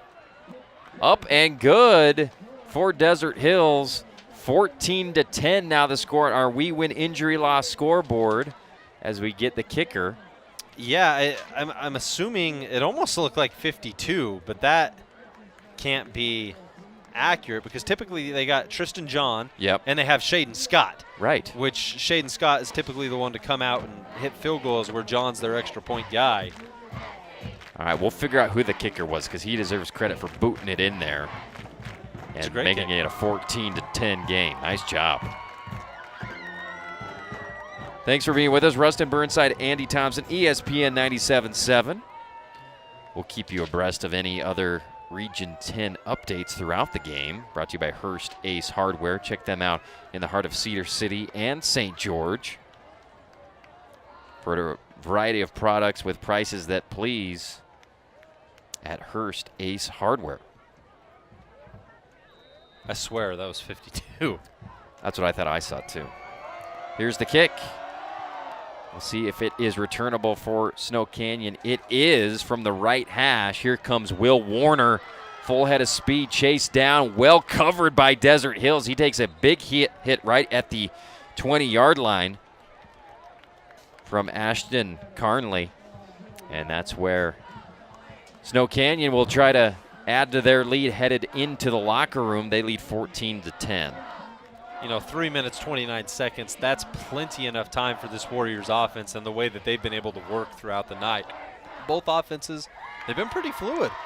I know we've had our 3 and outs on the Desert Hills side of things. You had the moment where Kelly came in for Snow Canyon and led that drive. But these guys are moving the ball pretty well. Desert Hills took up a good chunk of time on that last drive of theirs, leading to that field goal. Twins to either side for Hunter Johnson and the Warriors offense. He motions Will Warner across the formation, fakes the handoff. He is flushed out of the pocket. He runs straight up the middle, tries to dive for a couple of yards. And he gets back to about the 19-yard line, so it will be a loss of a took couple of yards. He took a big hit, was slow to get up right there. For a minute, he's so shifty, and he has the ability to cut so well. While he was cutting off his left foot to the right, he didn't recognize who was on the right side, and they delivered a blow. That was big, number 55. Yeah, big double nickel there. Sauta, who has been a wrecking ball all year for the Thunder at that nose tackle position. Here's Johnson. Flush to the right. He's going to run, looking into Freelance, then pulls it down and lowers his shoulder again. This time gets a couple of yards, but still, these are wins for Desert Hills coverage-wise, Rustin, in a 2-minute drill situation, forcing Hunter to pull it down and run the ball. Well, and you got Johnson in a great position if you're the Thunder, because he still has the ability to pump fake or act like he's going to throw the football. But ultimately, you know, he's a run-first type quarterback. So Desert Hills stays home. He went from getting hit to making the hit right there. It doesn't matter, though. You'll take only picking up a yard or two. 3rd and 7. Here's Johnson. Pulls it down again. Gets around Taffa. Wings it. Throws it. Catches it. First down for Snow Canyon. Beautiful throw to Thompson on the run by Hunter Johnson for a huge first down to keep this drive going. Tough throw to make. You're right. He gets around Taffa. But any time that you're rolling to the left as a right-handed quarterback, you have to have a certain amount of accuracy, and he was able to do that there. Also, good job by Thompson coming back to the football. Yeah. Right? That wasn't a pinpoint throw where he had no choice but to catch it. He had to come back and make that work himself. So good chemistry. Doesn't matter, though. Yeah, it's all coming back after one of the best throws of the night by Hunter Johnson on the move. Flag goes against Snow Canyon. We'll move them back inside their own 20 again to about the 17-yard line. Is this where you call Jake Hill's number? Been a while since they've looked his direction. Yeah, I think he's far side, soloed up. Hughes side cart with Johnson in the backfield. He'll motion the running back out. Looking once again to Thompson, and the ball falls incomplete. Great coverage once again by Tuckness on that side, and Mortensen almost dove up and made a play on the ball as it fell incomplete, Rustin. That ball just had too much air underneath it, AT. When he let that go off his hands, he knew it didn't have the zip that it needed to get there. So did Mortensen. He had that closing speed to get in there, and nearly had an interception because it was a lot closer to him than any Warrior receiver. Really I'd say one of the first poor throws we've seen tonight from Hunter Johnson. He's been pretty accurate up to this point. And punt team comes in for Snow Canyon. Desert Hills is primed to have a great return, but they pull Holmes up, and the ball bounces backwards, and that's great for Snow Canyon. Gets it all the way down to the 34-yard line. Holmes came up because with Tank back there, it's like you got to kind of play free safety in case they do something here with a 5-wide set. And he retreats from his punt return position, and then the ball bounces over his head, and good news for Snow Canyon there. That's the benefit to having your quarterback or backup quarterback be your punt specialist, right? No returning unit can ever fully take that play off and just say, hey, let's focus on blocking, let's focus on a good return right, return left, return middle. You have to be wary of any potential trick play in those situations. 1:31 left here for Desert Hills. They're going to give it to Cummings on the jet sweep. He gets a few yards. 1:25 left in the first half. 14-10. Snow Canyon with the lead, but Desert Hills with the ball. 2-minute drill for Noah Foylatolo. He did a good job cutting that back inside. Swenson was waiting for him in the outside, dives in, picks up more yards. Looking to the slant to Cummings. He makes the catch, big hit, but gets the Fabulous Freddy's first down. Clock will stop at 1:03. That was a big hit. That was Romander, I think, coming in and delivering that. Your guy. Yeah. No, your guy. Twins to either side. Here's Noah, 1st and 10. Takes the snap, looking left, throws it on the out route. Caught once again by Cummings. Did they get him down inbounds? They do. Clock will continue to run. 45 seconds. They got to get to the line and run a play here quick. 2nd and short for Desert Hills in Snow Canyon territory, and now they'll call a timeout. with 36 seconds left. Cummings was trying to lurch out of bounds. Great job by Snow Canyon getting him down in the field of play. Timeouts brought to you as always by Dixie Chiropractic. Appreciate Dr. Ward Wagner and his expert staff being new sponsors to Region 10 Athletics. Check out Dixie Chiropractic for the best expertise and technology in the field of chiropractic in town here in St. George. So it will be second down and short, but the time is the problem. 36 seconds left for D Hills as they're trying to take the lead here in a 2-minute drill headed into the locker room, Burns. Or at least settle for a field goal. We already know that they have a little bit of range. They have that in their back pocket if they need it. They can make it a one-point ball game potentially. But you're right. They're thinking end zone and end zone alone right now. And with the way it's been going, they're trying to get Azen involved quite a bit here. He's been able to take it off the jet sweep a couple times. They've worked him outside, and that's gone well. But with 36.3, here's the opportunity. And this is what we talked about last time, for Fui to take maybe something a little deep. And if you're the Warriors, you have to be tuned in that they might try something like that. This is a team that has no fear, especially look at Javion Cummings on the outside against Brooks Esplin. What a fantastic matchup that is. Absolutely. They add a couple seconds to the clock. 41 now here in the second quarter. Here's Noah. Throws it inside and miscue on the route. Ball falls incomplete. Clock will stop at 37 seconds. Was trying to link up with Lincoln Holmes. And Lincoln went in. It looked like Foylatolo thought maybe he was going to cut out and just threw it wide of the receiver. Third and short coming up for the Thunder. And I talked about time being a factor. There's still enough time to focus on the first down here. Absolutely. You don't have to go deep unless you know you're going to have something there. Right now, give it to Titan. Let him go to work. Third and short. They're going to pass it. Noah to the outside to Cummings. Does he make the catch? No, incomplete. Clock will stop at 32 seconds, and you got a fourth and short coming up. I said give it to Titan. That was the right idea, too. The route was well ran by Azen. Did a good job breaking to the sideline, but a mixture of the ball being a little low and him having to go below his comfort zone to try to haul that in makes it tough on both sides. And now on fourth, I mean, guess what do you have to lose, right? 32 seconds left, fourth and short. Noah looking to pass again, screen pass, gets it to Tyden Morris. He gets the first down and gets to the 40. Fabulous Freddy's first down. Chains will reset, 26 seconds on the clock. What a great play. And they're going to wind it. We're at 24. Here's Noah. He spikes it, stops the clock at 20 seconds. Timeouts brought to you by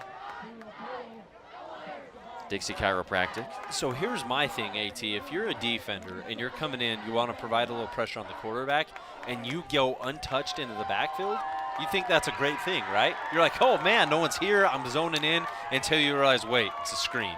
This is a trap. That's a trap, and that's exactly what happened on that fourth down conversion, letting the Thunder fight on. Second and 10. Seam route to Cummings. Nice catch, nice throw. Another first down. Clock will stop at 16 seconds. Desert Hills has got to hustle back up to the line and clock it again, and they will with 12 seconds on the clock. What do you think? One more play to the end zone type situation, then a field goal, or are you still trying to work the sideline for one more opportunity, maybe within the 20? Yeah, it's tough. I mean, like you mentioned before, Burnsy, they've got that Cummings-Esplin matchup here on the near side. That's his favorite down the field receiver. And we'll see if they're going to work the sideline one more time or just go for it all here with 12 seconds left as they're in field goal range. Noah taking the snap. Comes up in the pocket, throws it deep to Cummings on the left side. Incomplete on a corner route. Well covered once again by Snow Canyon. 7 seconds on the clock. That was well covered. Watching this right here, looked like Cummings had a step for a little bit. Romander does a great job closing in, getting to the back, and really forcing an incompletion. 7 seconds from the 25-yard line. It's third down. We'll see if they go. 7 seconds is enough time for somebody to get down to the end zone. Well, it looks like they're going to try it at the very least. Or if they throw a quick out, maybe get out of bounds to make it an easier field goal. Here's Noah. No, he's going to go for it all. Throws it to the pylon, out of bounds, and the clock will stop with 0.3 seconds. Woo. And there's a little bit of frustration on the Desert Hill side. Noah's going back to the sideline, and he held it just for a little bit too long, but it turned out he actually didn't, because there's 0.3 left on the clock and enough time for a field goal coming up for Desert Hills. Snow Canyon covered that as well as you could. Romander was there, Goff was there. There's just no opportunity for that ball to land. And I think Fui wasn't worried about putting the right touch on that. He was worried on making the play stop so they could at least attempt a field goal. 42-yarder coming up for Desert Hills. 0.3 seconds on the clock. Kick is up. And it is beautiful. How about D Hills and the special teams tonight? Going to make it a 14-13 ball game on the We Win Injury Loss scoreboard. We have got to get the number on that. And a 1-point deficit. Goodness gracious. Thoughts on the first half, Rustin, before we send it to break? Ultimately, like I've said before, this game has had everything you have wanted. Snow Canyon's offense got off to a blazing hot start, and then both teams kind of settled in, adjusted. The defenses did a good job stepping up in that second quarter alone. I felt like it went from a explosive, big play type of every to drive to more of a grinded out physical game. We've seen two different styles of football here tonight, and it's made for a really compelling rivalry game. This has the type of feel that you know it's going to go down to the fourth quarter. I say that now, and it may not end up being the case, but you just feel like these teams are going to continue to grind and punch it out till the very, very end of this game. And for the Thunder, they haven't been able to get in the end zone, but having somebody who can get those kicks through the upright, I mean, that's really keeping them to the point where you know that you can at least get something anytime you get into Snow Canyon territory, and that goes a long way in high school football. That's not a privilege every team has. All right, we're going to take a 4-minute timeout, 4-minute break. We'll be back with the Info West halftime show right after this.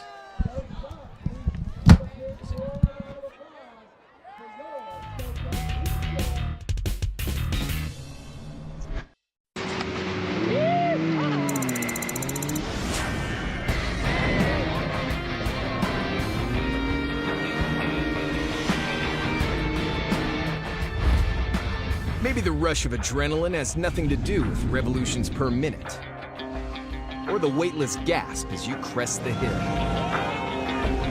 The land of adrenaline is calm.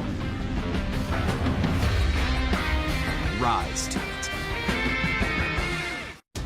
At the U.S. Center for Safe Sport, we see champions everywhere we look. In every sport, on every court, we're building a foundation to ensure all athletes are safe, supported, and strengthened. At the U.S. Center for Safe Sport, ending abuse is not just our job. It's our promise.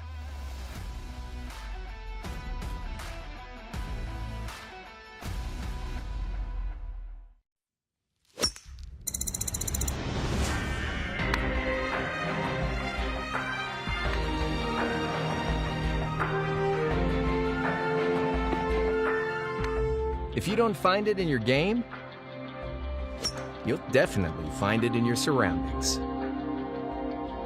The land of distinction is calling.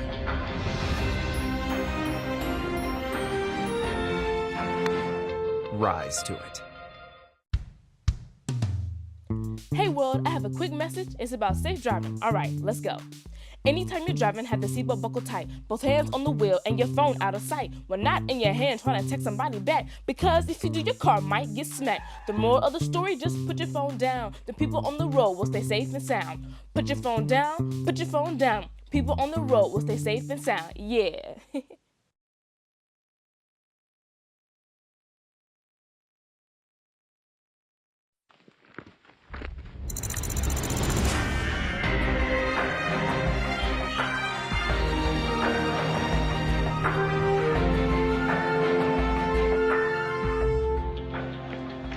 What if the end of the trail is just the beginning? The land of discovery is calling.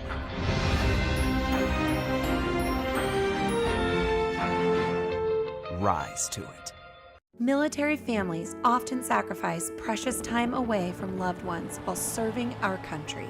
We were worried that with him leaving, that she would lose those connections with her dad. Some of life's best moments happen between parents, children, and the pages of a good book. United Through Reading provides that connection. And now, United Through Reading is also available to veterans. Learn more about United Through Reading at unitedthroughreading.org. You may have heard that the American Legion helps honor our fallen heroes. Or that the American Legion helped write the GI Bill, enabling veterans to get a college education. And yeah, you've heard us tell a good story or two. But did you know that the American Legion does so much more for our veterans? From advocacy on Capitol Hill to serving others in our communities, the American Legion continues its tradition of strengthening America through service. Learn more about supporting veterans in your community by visiting legion.org.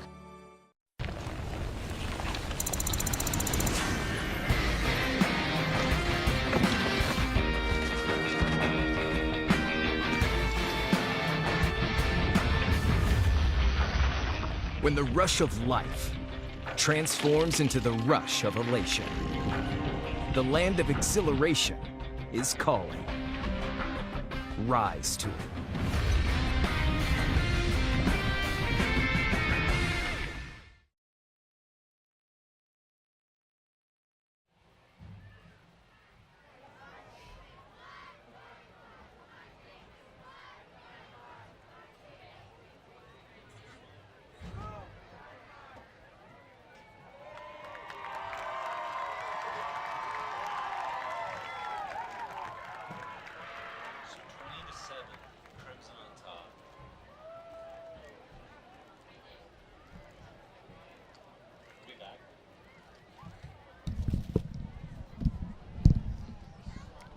Welcome back. InfoWest Halftime Show. Rustin Burnside, Andy Thompson. Thanks for being with us. Trust the internet people at InfoWest, the fastest internet in southern Utah and the pioneers of internet, bringing it to southern Utah.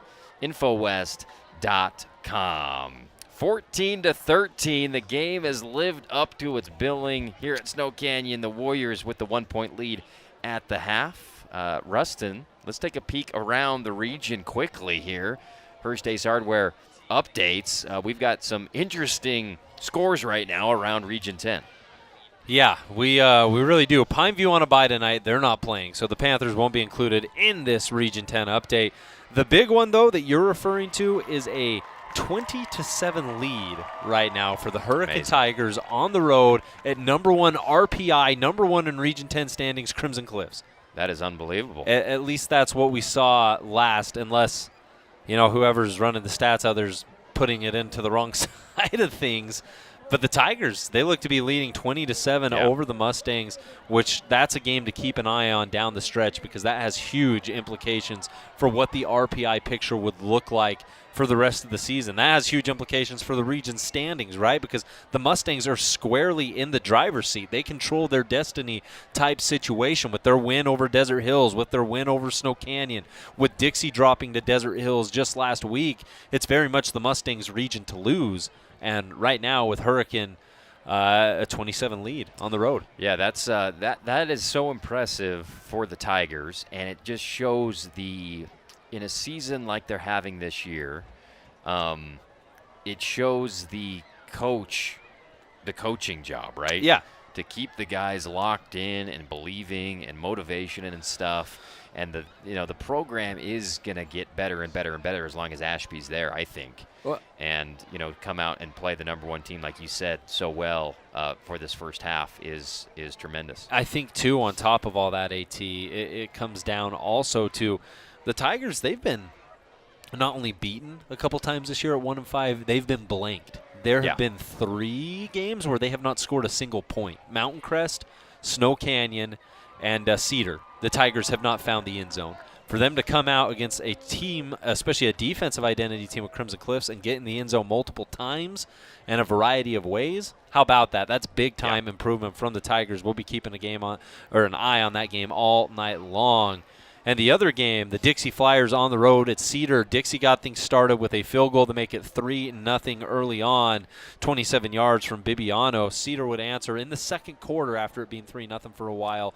Tredden Elliott, 6-yard touchdown pass off the hands of Coden Lunt. Dixie would score with 52 seconds in the second quarter. Blake Watson, 46-yard bomb from Jalen Schultz to put the Flyers on top at halftime, 9-7 up there in Iron County. Absolutely. What a night here, Region 10 football. All 3 games interesting at this point of the night. We got a 14-13 ball game here at Snow Canyon High School. Rustin, let's take a peek at some of the stats brought to you by Wilkinson's. They're the light and fixture people and fan people here in Southern Utah and have been since the 1940s, and they've been a big fan of Region 10 athletics. Check them out for all lights, fans, and fixtures, contractors, and homeowners. Always welcome at Wilkinson's. Let's do it. The stats coming at you. The scoring breakdown. Will Warner had that 4-yard touchdown pass from Hunter Johnson to start this game off. Kick was good. Desert Hills would answer. Taven Mortensen, 39 snag off the hands of Fuego Tolo to get the Thunder knotted up with Snow Canyon 7-7. Hunter Johnson had a 1-yard touchdown run. Every drive that he has been back there has seemed to go swimmingly for this team. And then, of course, the 2 field goals for Desert Hills. How about that? There was a 32-yarder followed up with a 42-yarder by the end of the second quarter. And AT, my sheet right here is saying Xander Jones is the one with the field goals. Okay. So we'll see if that lines up. That's what Des News is saying, at least. Don't know how accurate that is. As far as the individual statistics go tonight, let's start with the Warriors, a 1-point lead on their home field, trying to make a statement win happen. It's not going to be easy, but they are up top right now. Hunter Johnson, 6-10, 102 yards and a touchdown. That pass being to Will Warner. Also has a rushing touchdown. He's leading the Warriors in rushing, 10 carries, 40 yards with the score. Jake Hill has the most receiving yards, 1 reception, 39 yards. That big first play to start this game off. And then, of course, Will Warner with a couple grabs of his own. He has a touchdown. Brooks Espelin has been good in the middle tonight. So it's been a quality team effort from all those guys on the offensive end. When it comes to the Desert Hills Thunder and what they got going on, Fui, 10 of 18, 106 yards, a touchdown, a couple incomplete passes to kind of bloat that incompletion number right before the half.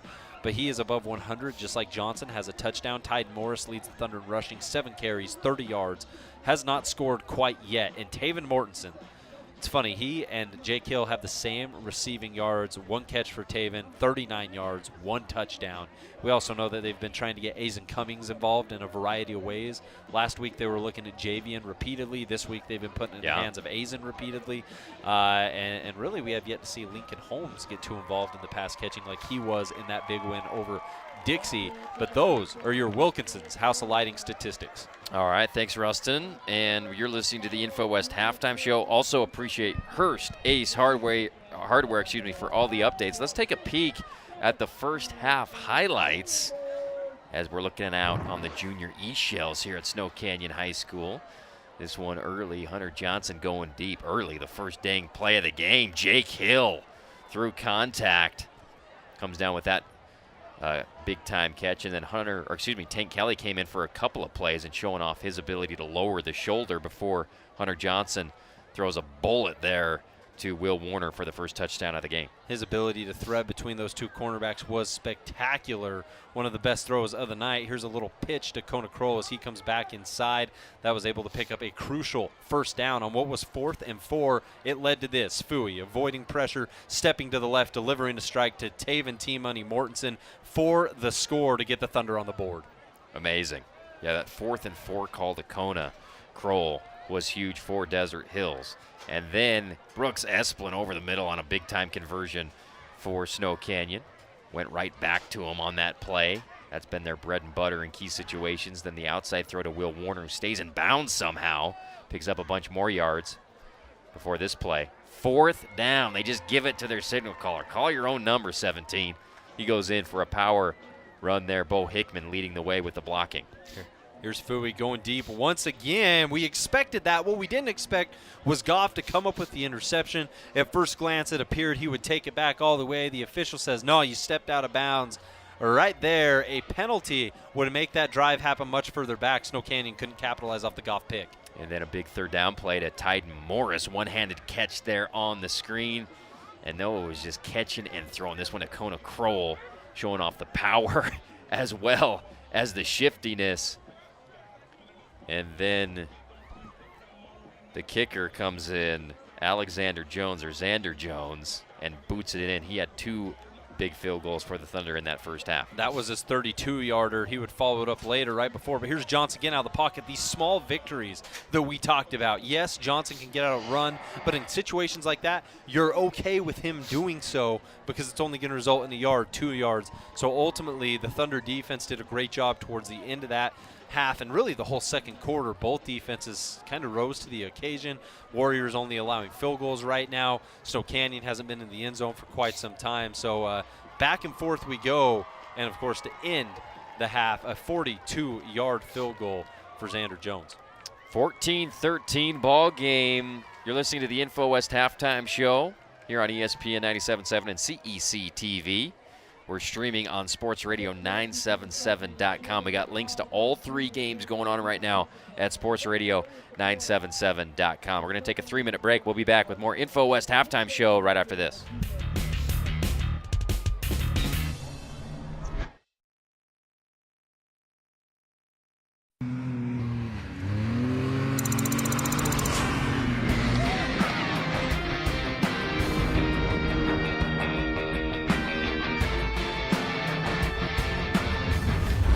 Does your heart ever want to escape? Just to see what your eyes are looking at? The land of anticipation is calling. Rise to it. You may have heard that the American Legion helps honor our fallen heroes. Or that the American Legion helped write the GI Bill, enabling veterans to get a college education. And yeah, you've heard us tell a good story or two. But did you know that the American Legion does so much more for our veterans? From advocacy on Capitol Hill to serving others in our communities, the American Legion continues its tradition of strengthening America through service. Learn more about supporting veterans in your community by visiting legion.org. Keep going.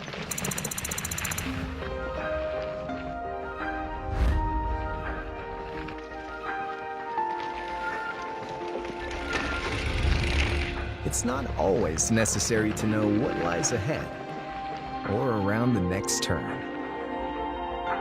The land of curiosity is calling.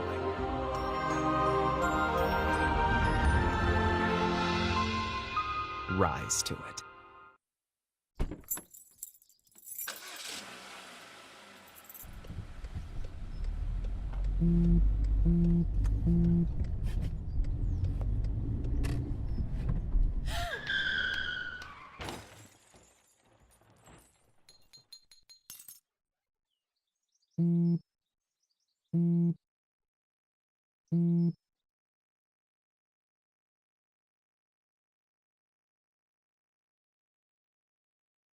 Military families often sacrifice precious time away from loved ones while serving our country.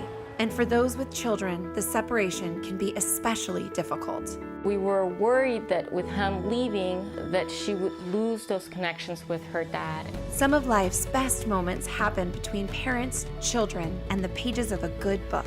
United Through Reading provides that connection. You can watch your mom or dad read a book to you, and it almost feels like they're really there.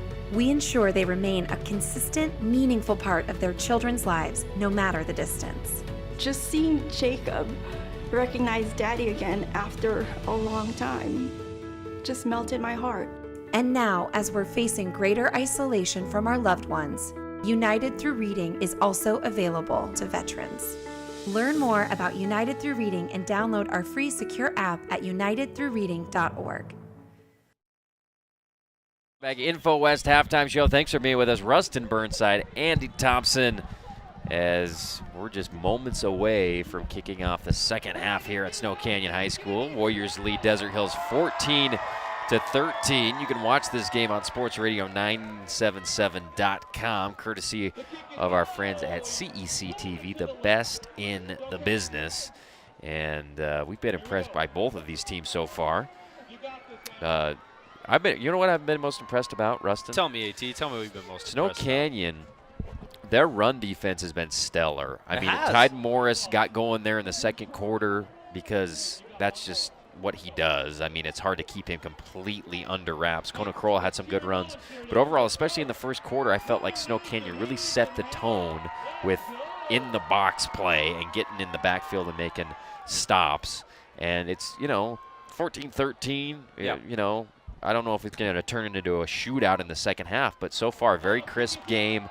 Offenses have looked really good, as well as the defenses. Well, and you bring up a good point, saying the Warriors' run defense has been stifling. And what it comes down to there is, how do you know you've been effective? When the opposing team has to change up their game plan a little bit, that's how you know what you're doing is great. Because Morris trying to go between the guard, trying to go between the tackle, trying to go right side of the tackle, left side of the tackle, hasn't been there tonight. In order to get Taven rolling, in order to get Kona rolling, in order to do any of these, to get the ground game effective, you've been doing jet sweeps to Javion Cummings. You've been doing little pitches to Kona, little pitches out to Taven. You've had to completely change the point of attack of where you're trying to run the football at. And I expect to see a much more effective run game from Desert Hills. You can't keep a rush attack that good down for too long, although Snow Canyon's certainly going to try. But they did a really good job in the first half limiting what Tide Morris could bring to the table, because the statistics tell you Fui attempted 18 passes in the first half. That's not anything absurd, but compared to Hunter Johnson and his 10 attempts, you're winning the game by taking the ball out of Tide Morris's hands because he's so great. And I know you've wanted your star quarterback back forever. He's finally back from injury. His return was beautiful against Dixie. But ultimately, if you make the Thunder one-dimensional, that's a win for Snow Canyon. You're listening to the Info West Halftime Show. We gave you some Wilkinson stats as well as Hearst Ace hardware updates. We'll continue to give you updates from the Dixie Cedar game. That was a close game. Hurricane had the 20-7 lead over Crimson Cliffs, the #1 team in the RPI. So that is, an amazing score early in that one. We'll keep you abreast of any updates. We're going to take another 2-minute timeout, 2-minute break. We'll be back with more right after this on ESPN 97.7.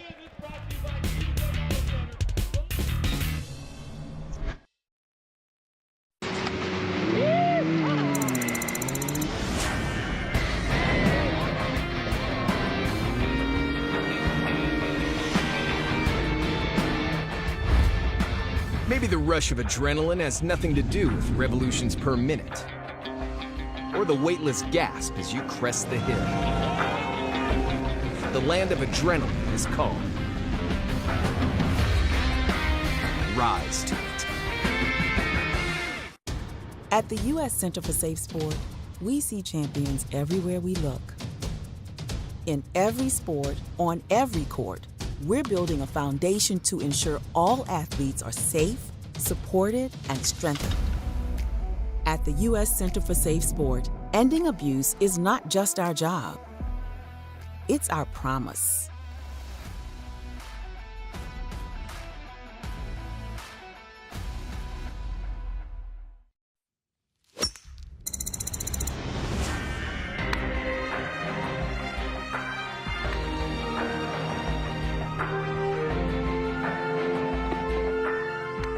If you don't find it in your game, you'll definitely find it in your surroundings. The land of distinction is calling.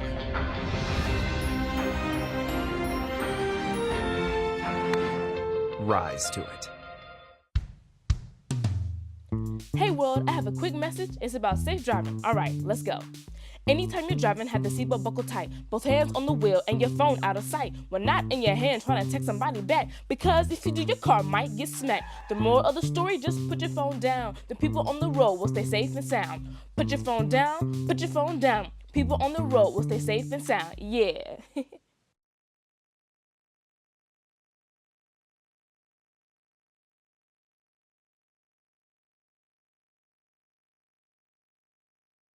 Inside Andy Thompson, second half getting underway. Warrior Nation, let's ride. That's what the sign said, that the Warriors just broke through. That was a great sign. Maintain the lead.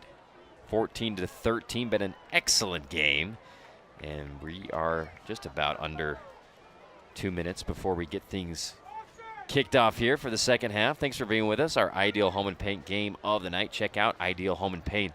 Beautiful showroom, 4096 South River Road. They've got everything you need and the experts to help get you through it at Ideal Home and Paint. Also check out the Auto Paint store on Tabernacle in the heart of St. George. They've been doing it, the Odette family, here in southern Utah since 1974. Of course, the great coach Ray Odette at Dixie High School for years. And they still are running it here in southern Utah.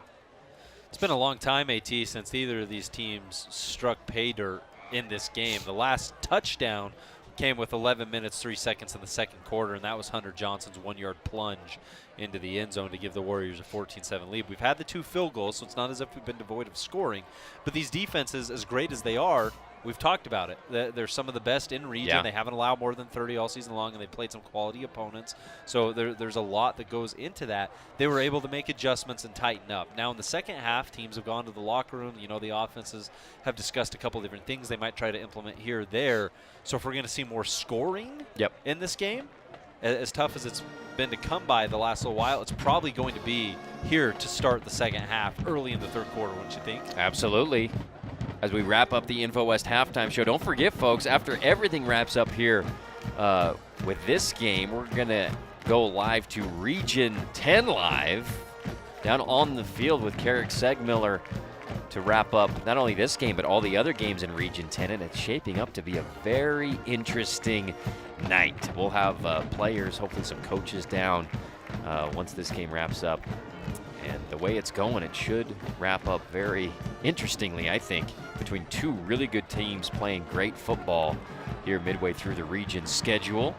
And it's amazing how fast region football always flies by, Rustin. We're almost to October, and it seems like it just started. But 2 great teams put on a show tonight. What do we got, 3 weeks left after tonight? Yeah, it's insane. 3 games left. Yeah, it's crazy how fast it goes, and it's crazy how long.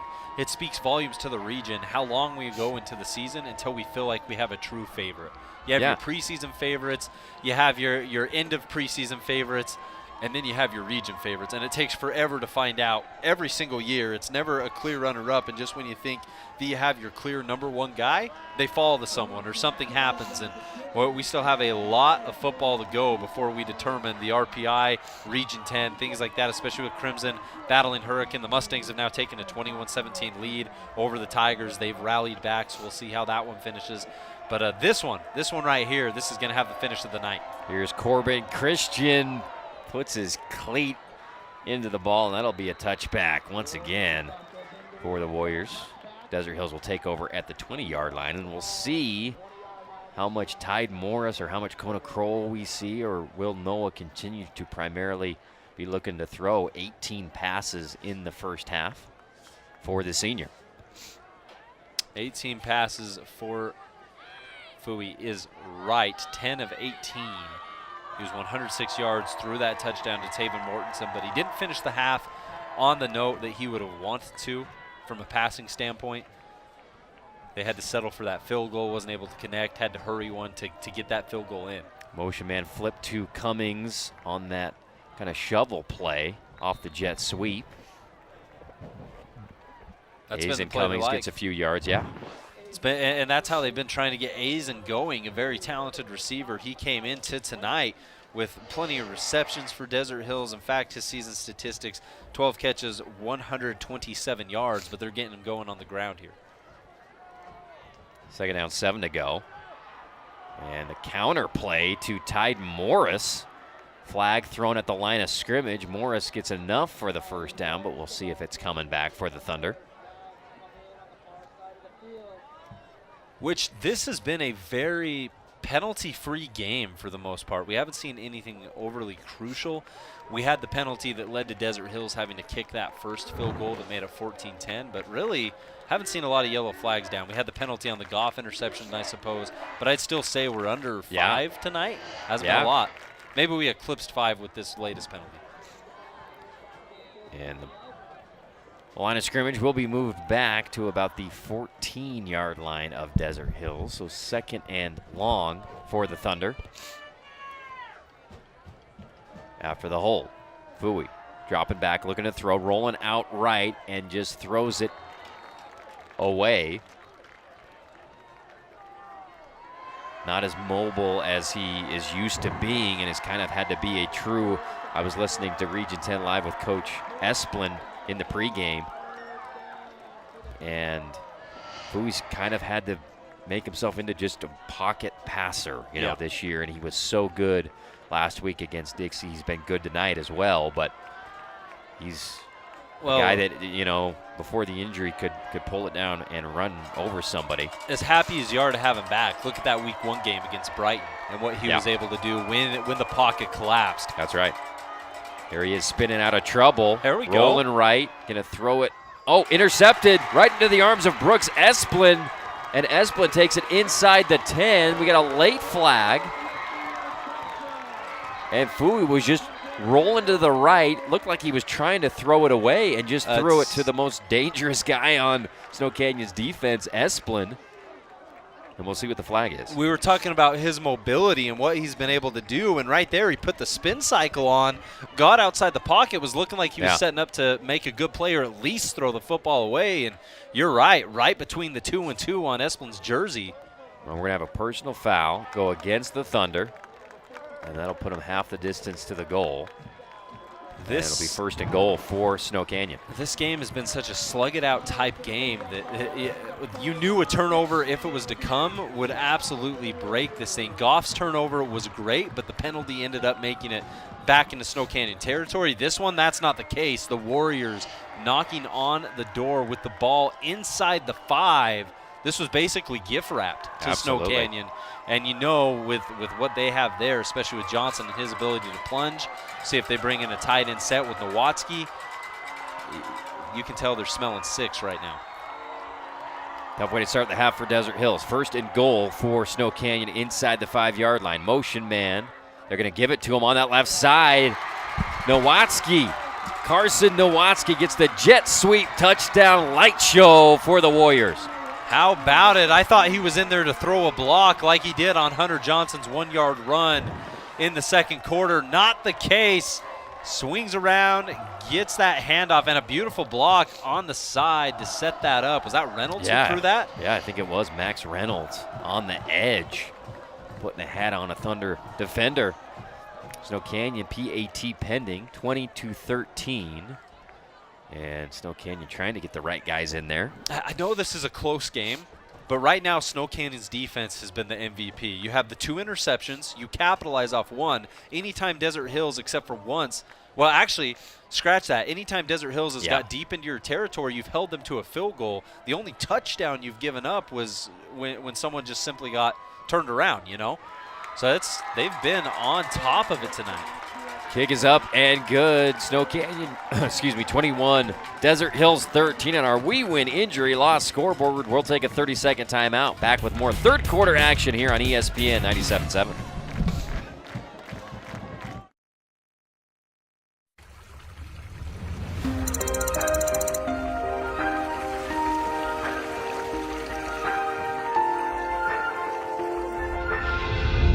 Ever wonder what's just over the horizon?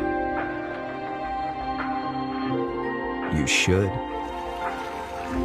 The land of curiosity is calling.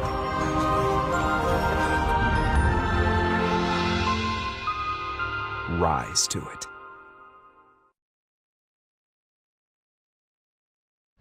Welcome back. Rustin Burnside, Andy Thompson, ESPN 97.7, your home for Region 10 football. And tonight we've got a good one.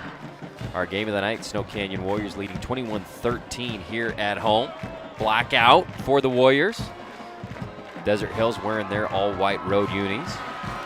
And the Warriors with an 8-point lead. And Desert Hills looking to get some mojo going offensively. It's been a minute since they've been able to get to pay dirt. They had those 2 field goals to close out the first half. Kick caught at the 5-yard line by Kona Kroll. He cuts inside, then back out, and gets across the 30. Nice return for the Thunder. And you hate anytime you leave the field with a turnover, especially in Fooey's case as the quarterback. You hate it even more when the defense capitalizes off of it. But really, this is as good of a situation as you could ask for, bearing the circumstances, because he didn't have time to go over and sit on the sideline and dwell on it and think about it, right? Yeah. You get to come back out within a matter of minutes and try to lead your offense back down the field, and what could be a great redemption type situation for Noah. Still, Snow Canyon's defense has not made anything easy on the Thunder tonight. Running the football, throwing the football, that's his second interception.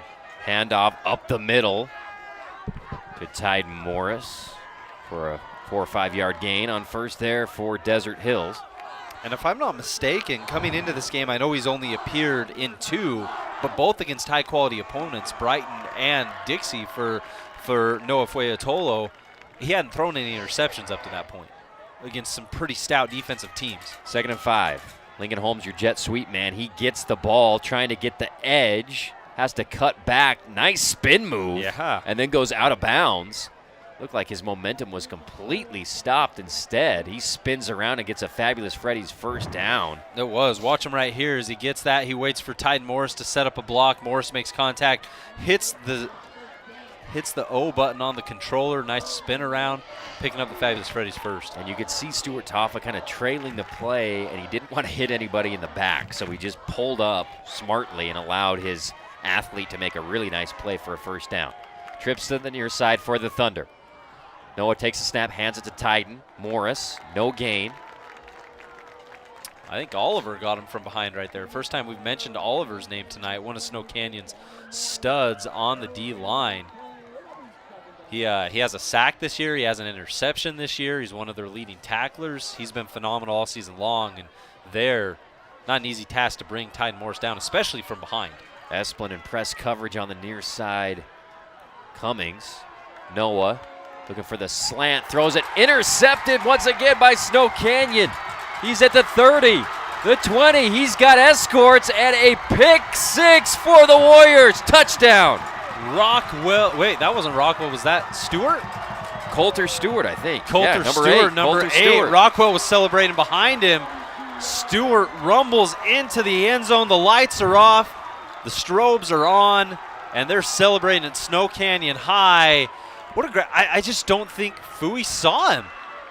Ideal position, and then look at the speed that Stewart exhibits right here. We knew he was fast, but that was a different level of quick. Normally an interception at midfield means someone's going to meet you on the sideline. No one came close to Stewart as he raced down. Wow. 2 possessions in a row. 2 interceptions. And the kick is up and good. And once again, Noah will have the ball right after a pick for Desert Hills, trying to turn the momentum around in this game. Snow Canyon leads 28-13 on our We Win injury loss scoreboard. 30-second break. We'll be back right after this.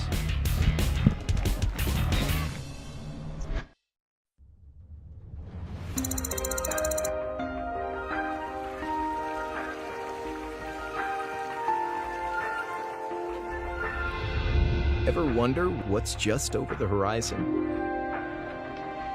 You should. The land of exploration is calling.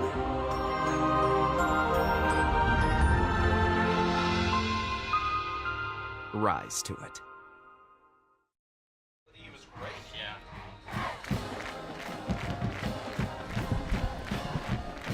28-13, Snow Canyon with the lead here in the third quarter on our We Win injury loss scoreboard with 9:29 left in the third.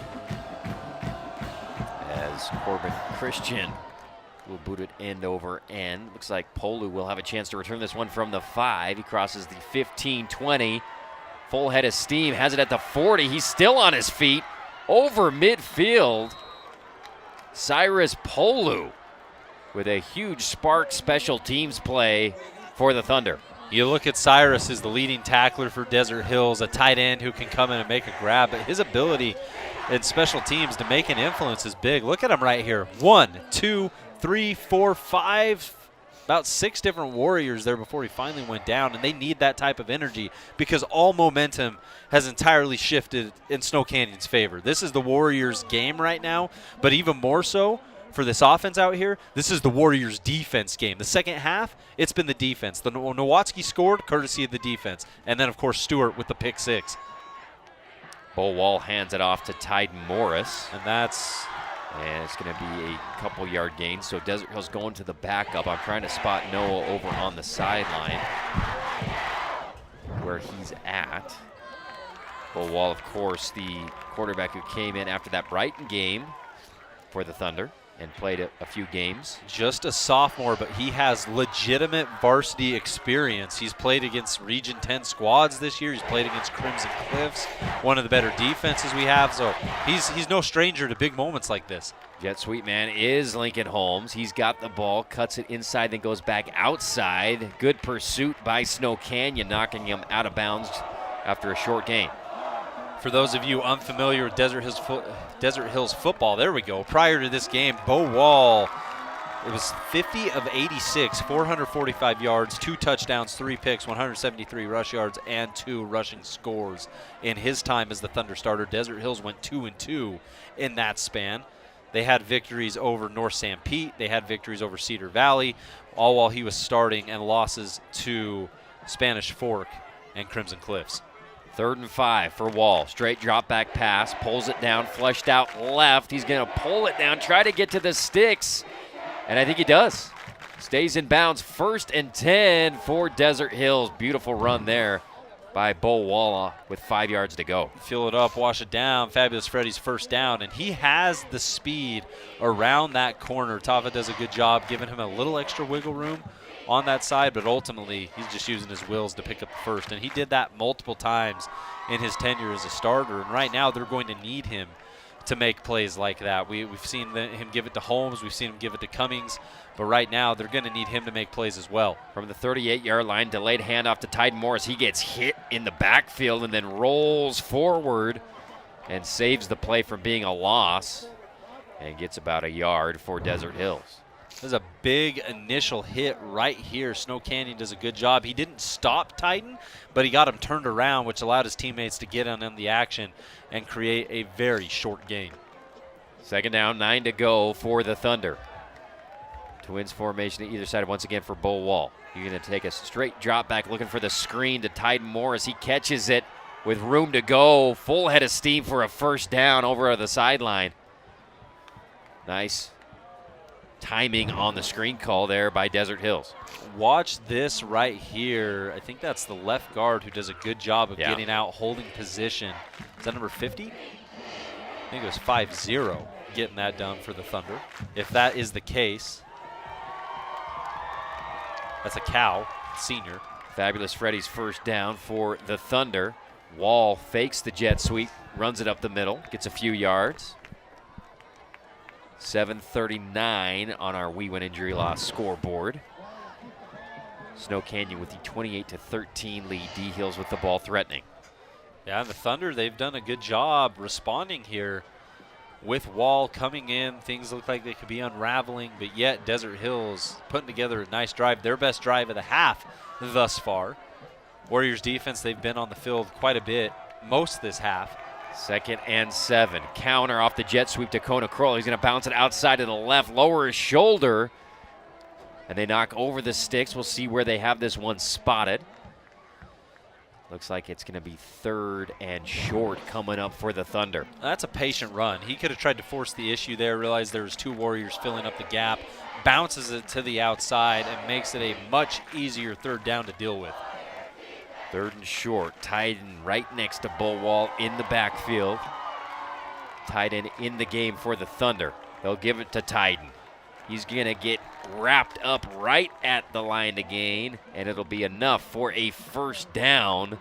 Although great defensive play by Snow Canyon. Titan shaking his head after that one. Oh, it was coming backside. Rockwell Jones filled that gap beautifully for Snow Canyon.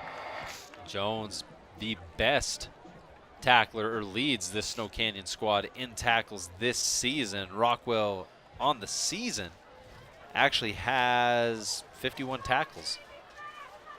Make that 52. 1st and 10. Sweet play out to Taven Morris, right side, trying to get the edge. Beautiful defensive stop out on that left side. Is that Swenson? by Swenson. Swenson does a great job shedding any potential blocker. Look at him stay with.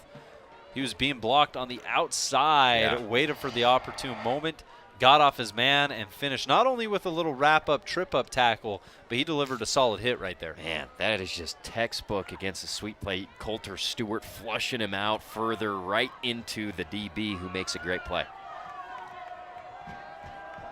Actually, the outside linebacker, I should say, Swenson. Wall looking at a drop-back throw. Runs it to the left side. He's going to have to pull it down and run. Gets a few yards before getting chased out of bounds for the Thunder. And that's the element he gives you that Noah really can't right now, is the ability to pull it down and get a few yards sprinting to the sideline. And Wall, in his tenure as a starter, that 2-2 record, we've kind of watched him evolve. That first start against Cedar Valley, he was getting a little spooked at times, right? Anytime there was contact initially in the area, he tried to leave the pocket too soon. He's developed to where that's no longer the case. When he moves, it's normally with cause. It's not out of sheer panic. So that's one aspect of his game we've seen grow. Third down, Wall throws it, holds onto it too long, incomplete, goes right into the turf. And it'll be fourth down coming up for D Hills. And you know you got a capable field goal kicker here. Jones has already knocked through a 32-yard, a 42-yard. So, I mean, you're still in a situation where you can get points, but with the way Snow Canyon has been working, I don't know if you want to settle for your last three scores to be field goals, right? When they're picking up touchdowns, defensive touchdowns.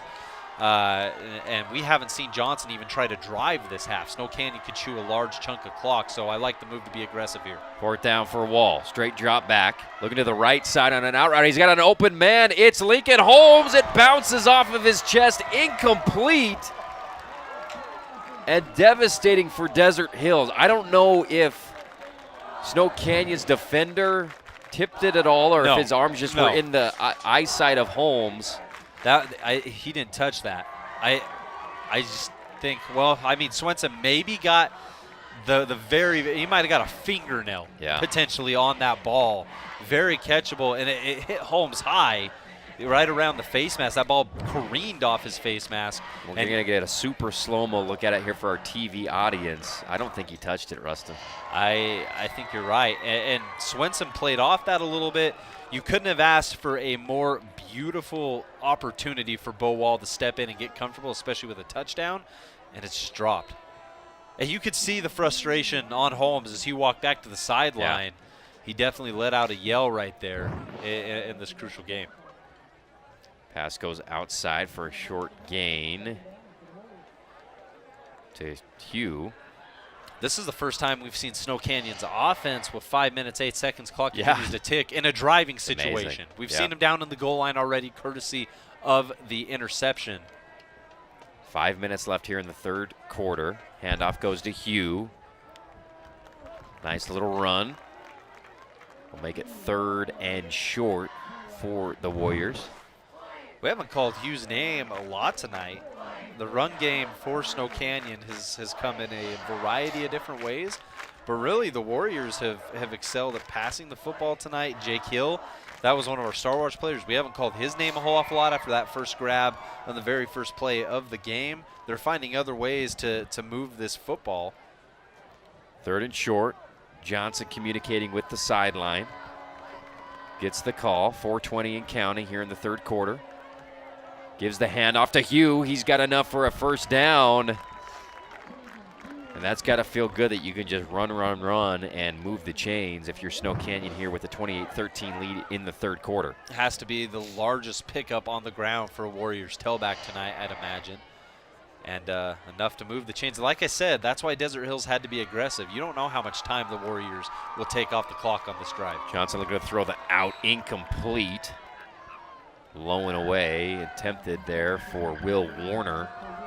Kona Kroll helping in coverage over there. Tugnas also on the sideline. Second and 10. 28-13 ball game. Johnson. Will they keep it in the air here? No, he'll give it to Hugh up the middle. Good push. by that Snow Canyon offensive line, helping their running back get about 5. And it'll get to the 31-yard line. The Warriors defense helping set up this lead is now giving the Warriors an extra weapon on offense, because now you're not sure if they're going to run the ball, pass it, and the Thunder defense is backpedaling. Handoff again to Hugh. And it's going to be a little bit short, I believe, looking at the far side, Judge. We're going to have a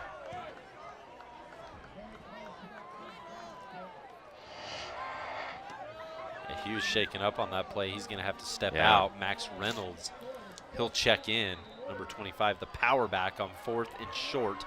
And we have seen Snow Canyon turn around and hand it off more than we've seen all game, all right, because they have that opportunity now. Desert Hills isn't even going to have a returner back there. They're going to hard count it. Desert Hills jumps, and you see the entire sideline of the Thunder react on that play. And just a smart play by Snow Canyon. You have nothing to lose. Send out Tank and hard count him for a first down. Fabulous Freddy's first down for the Warriors. Awesome play. And for Desert Hills, when you're down, it's easy to get rattled. When things haven't gone your way, especially in the second half, it's easy to get bothered. And that has not been an issue for Snow Canyon. They've utilized that First really and well. 10. Here's Hunter Johnson. High snap. Good job just going up and getting it and trying to make something out of it. And he saves it from being a loss and gets it to about a little bit more than where the line of scrimmage was. At about the 39-yard line. 2nd down and 10. Here's Johnson. Snap, throwing it deep. He's got Warner. Warner drops it. It was in his lap. He had a step on his man, could not quite bring it in. Nice delivery there from Johnson. And Desert Hills, they were wary of a deep pass. I mean, look at this. This is double coverage. This is just great ball placement. Warner with the speed to get around Tuckness. It's just simply a drop, which is hard to stomach because the Warriors were going for the throat right there. The run game set up a beautiful pass attempt. Just weren't able to convert. 3rd down, 10 yards to go for the Warriors. He's going to motion the running back out, looking left. Nobody comes open. Then he lofts it to Reynolds for a first down. Beautiful touch throw. The ball's on the turf. And we'll see who jumped on it. Looks like Snow Canyon got right back on it. What a throw, Rustin, by Hunter Johnson under duress. Touch pass, just lofts it to his running back who came wide open. Not only under duress, watch him here. He's going down. He trips. He's falling to the turf as he lets that ball go. And Reynolds trying to make something extra happen. He delivered a hit on Polu, and in doing so, that ball popped loose. Lucky to get back on top. RPO to Bo Hickman in the seam, complete for a Fabulous Freddy's first down. Nice execution on that play by Hunter Johnson. They're marching here. And they're chewing up clock in doing so. 1:41 over on our Nets on Fire clock. 28-13, Snow Canyon with the lead, 1:37 and ticking. And you're right. I thought Hunter Johnson was being tackled. He just got tangled up in his own feet. He just and still turf monster. Shot put it a beautiful pass for a first down. Outside throw goes to Will Warner. And just kind of some pitch and catches, easy throws here for Hunter Johnson as they continue to march down the field against Desert Hills with the 28-13 lead here in the 3rd quarter. And they just have so many options right now going for them. You know, in the first half it was, well, Johnson's either going to run or he's going to pass. Now does the running back get it? Is he going to take it? Or are they going to look deep? 2nd and 4, they're going to hand it off up the middle inside zone play. And it'll be 3rd and short coming up for the Warriors. When this next play happens, we're going to be under a minute in the 3rd. Desert Hills isn't really thinking stop right here. They're more so thinking force a turnover. You got to get something going in your direction. You got to make a game-changing play while the Warriors are looking to go for the jugular. 3rd and short. Fake the handoff. Throws it outside to Thompson. He makes the catch. Can he break the tackle? it's not going to matter. He's going to have enough for the Fabulous Freddy's first down. And Hunter Johnson has been on the money this series for the Warriors. And look at the situational awareness. Thompson knew he had to come back a little bit to get that ball, reaches, stretches out as he goes forward. He had enough for the first in the beginning, like you said, but still trying to lean into getting that extra yardage. Johnson, straight drop back, looking to the right side, floats it up on a corner route, a little bit short, and it's caught. Beautiful catch in traffic by Brooks Esplin. He celebrates with Jake Hill. Touchdown, Warriors. And the placement on that football, great job, because Desert Hills had good coverage there. It was a one-on-one situation. Esplin has to come back up towards the front of the end zone. And look at this ball. Under pressure, he had a Desert Hills defender in his face, a swipe from Lincoln Holmes, and that ball goes right past his arm into the chest of Brooks Esplin. Great throw, great catch, and it's a party here at Snow Canyon High School. Amazing. I mean, that was a incredible. It was good all the way around because, like you said, Holmes is right there, barely on the swipe. Somehow the ball gets through right into the lap of Brooks Esplin for the score. Beautiful play. Kick is up, and it's good. So on our We Win Injury Loss scoreboard, Warriors 35, Desert Hills 13, 17 seconds left in the third quarter, 30-second break. We'll be back on ESPN 97.7.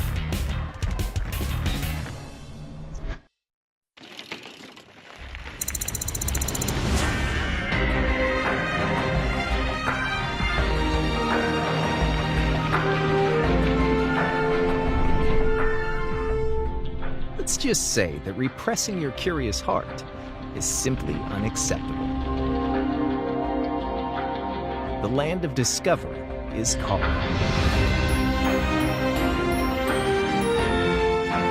Rise to it. And we're back. Thanks for being with us.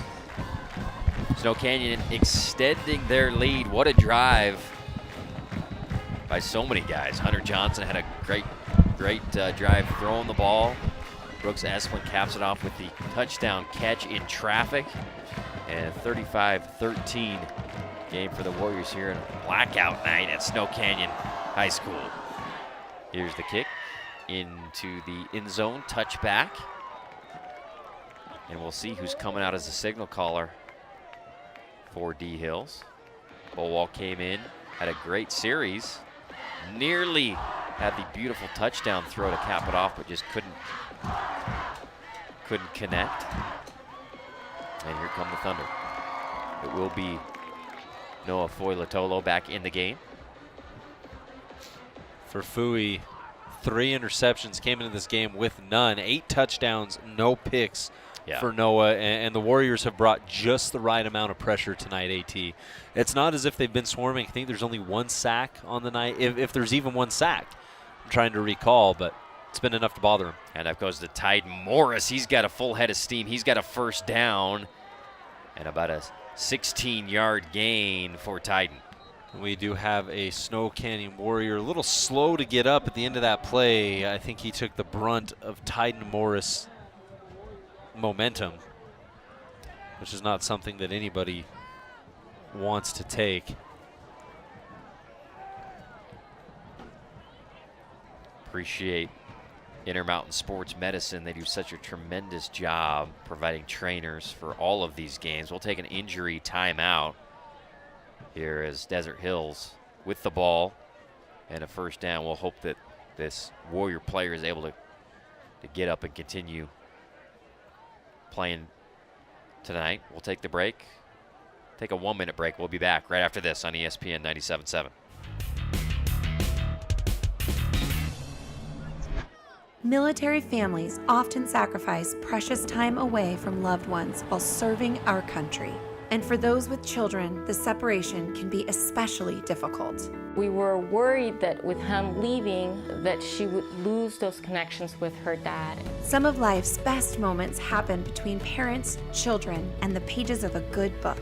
United Through Reading provides that connection. You can watch your mom or dad read a book to you, and it almost feels like they're really there. we ensure they remain a consistent, meaningful part of their children's lives, no matter the distance. Just seeing Jacob recognize Daddy again after a long time just melted my heart. And now, as we're facing greater isolation from our loved ones, United Through Reading is also available to veterans. Learn more about United Through Reading and download our free secure app at unitedthroughreading.org.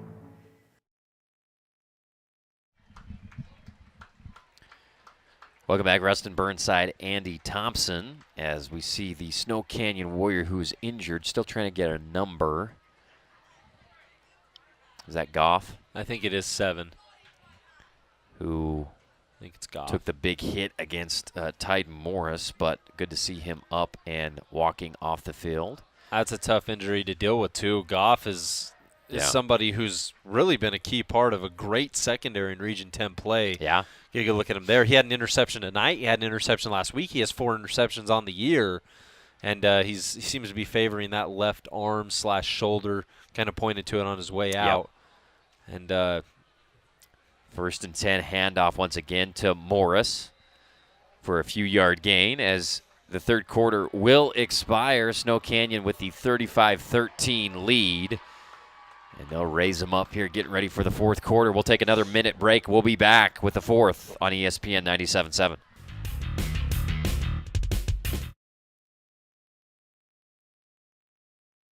When a crisis hits, close to home and across the globe, nonprofits are on the front lines, ready to serve. The demand for charitable services has skyrocketed, and nonprofits are rising to meet the needs. Healing, nurturing, rescuing, honoring,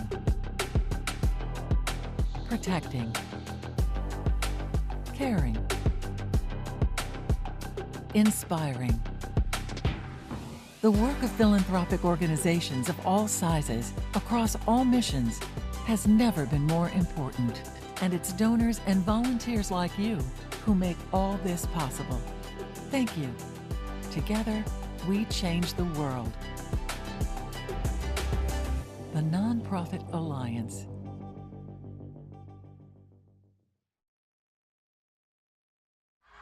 Welcome back. Thanks for being with us. Desert Hills trying to claw their way back into this game. 2nd down, 7 coming up. Noah Foy-Latolo takes the snap. Almost throws an interception on the hitch route at the sticks intended for Lincoln Holmes and off the hands of Swenson.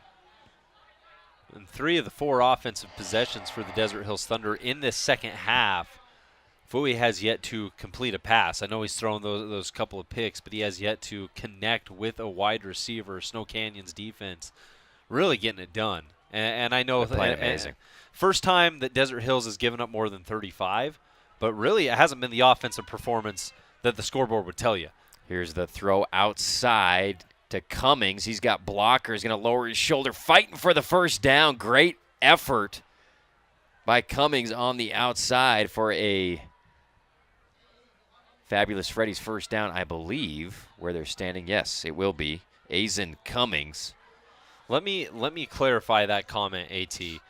It's been a great offensive game. Hunter Johnson's been great. That touch pass to Esplin at the end was fantastic. Yeah. But 2 of these touchdowns, one's a defensive touchdown and one is courtesy of an interception. So been a big, big deal. Defense has been stellar, but Taven Morris wants to turn things around. He's to the outside. Can he get to the pylon? He cuts inside, breaking tackles, trying to stay on his feet. He's inside the 10, and finally Taven Morris, who's had a pretty good game, gets loose for a big one. Taven needed that. It has been tough for any Thunder backfield player to find any type of room tonight. And for Taven Morris, he has the power, he has the speed, and right there a good combination of his ability as well as some blocking to put the Thunder in the red zone. And we're going to have a procedure penalty once again for Desert Hills. You saw that one too, huh? That's good. We've had a couple of those tonight. Thanks for being with us. Appreciate all of our sponsors helping us bring you Region 10 football tonight, including Intermountain Sports Performance. Increase your athletes' speed, agility, acceleration. We're seeing a bunch of the stars who have been in that program here tonight for both teams. Fake handoff for Noah, rolling outright, flings it to the right side, complete inside the 5-yard line to Polu,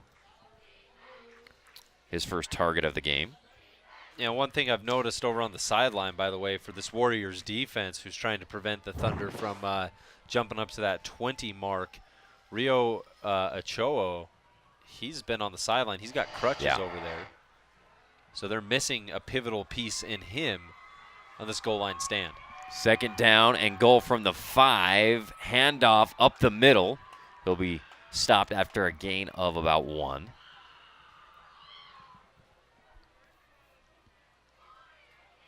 And it'll be third down. And they love this 2-back set in the red zone. It gives them a lead blocker. They also like Cyrus Polu at the tight end position. And here's the handoff on that left side. Power run there by Taven. And he'll finish off the drive with a touchdown. And it's been a minute for Desert Hills getting into the end zone. But a powerful drive there by the Thunder. And Taven Morris made it all happen. Huge run and then puts it in from short distance for 6. And Titan deserved to get that score for the Thunder. I mean, really the reason that they were down in the red zone was because of a massive run that he broke out earlier on the drive. He finishes it up, and now they have an opportunity to make it a 15-point ball game with this extra point off the foot of Jones. And the kick is up and good. Alexander Jones has been money tonight. We've got back to a 2-possession game. Snow Canyon with a 15-point lead, 35-20. We'll be back after this 30-second timeout on ESPN 97.7.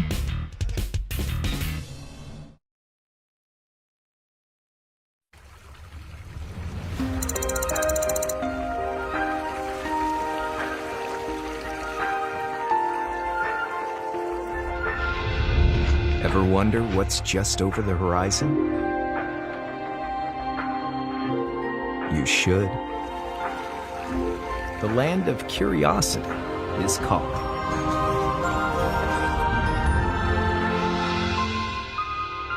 Rise to it. One in the fourth quarter. Snow Canyon 35, Desert Hills 20. Thanks for being with us. Ideal Home and Paint game of the night. Desert Hills to kick it off here. And the ball will float through the Santa Clara sky into the end zone for a touchback. And we'll see if Snow Canyon comes out, keeps their offense going. Last possession, Hunter was throwing it all over the field. Mostly short stuff, but they went all the way down the field. 2-possession lead, 10:21 on the clock. Or we'll see if they want to run it a little bit more and have some of the time tick off. Well, they certainly ran it a bit more on that last drive that ended up in Johnson capping it off with that strike to Brooks Esplin, beautifully thrown ball. But we saw Hugh get more involved, Reynolds get more involved in this drive than we've seen all game.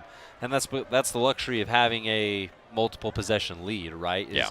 Things that weren't working in the first half, you can now make sure they work, open up the playbook, and that's what we saw. Here's Johnson, 1st and 10, throwing it down the field. Incomplete, nearly. Taven Mortensen almost made an incredible play on the ball, flipping his head around, and he's hitting himself on the head. But that would have been an incredible catch had he made it. He has got his fingers on multiple passes tonight, just hasn't been able. That one a little too far of his reach. Previously, he had one that was too short in the turf. He's been making the effort. It's not for a lack of trying. And how about a throw on first down? Yeah, there? Going for the jugular. Looking to throw again, swing pass outside, caught. And a nice little move there by, I think that's 25. That was Reynolds. Reynolds, yep. We'll make it 3rd and a few to go for Snow Canyon. And I think based on that first pass, all right, and that play to Reynolds right there and his ability to really push downfield, like there's no hold up right now. It's not about running their stopping offense. Clock. Yeah, Yep. it's go do score. The things that got us here in the first place. That conservatism that really hurt you against Love Crimson. It. And now Desert Hill's going to get guys in the backfield, and Reynolds will be tackled for a loss on 3rd down. And Snow Canyon will be in punting situation. Wow. Who's that coming off the edge? How about that? I think it's Kona Kroll. Yeah, number 22, Kona. And that's a big stop for this Desert Hills defense. They have not seen enough of those today based to their liking. You just got to stay disciplined here on the quick kick. Kelly has a guy back there to receive it this time. That's Holmes trying to make a play, cuts inside out, trying to make a man miss. Somehow gets out of the tackle from Brooks Esplin, still on his feet, finally goes out of bounds. He wasn't going down for nothing. And Holmes, what an effort. I don't know how he broke out of that one by Esplin. I mean, the yards that he picked up after the first contact, there was pretty much nothing there. But the fact that he stayed up after battling with 3-4 different Warriors, that's impressive within its own right. Right here, he's got a pretty nice stiff arm.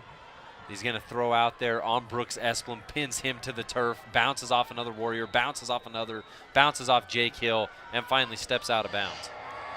1st and 10 for D Hills from the 43-yard line. They trail 35-20 here with 8:59 left in the fourth quarter. Handoff up the middle, gets a yard or two for Taven Mortensen.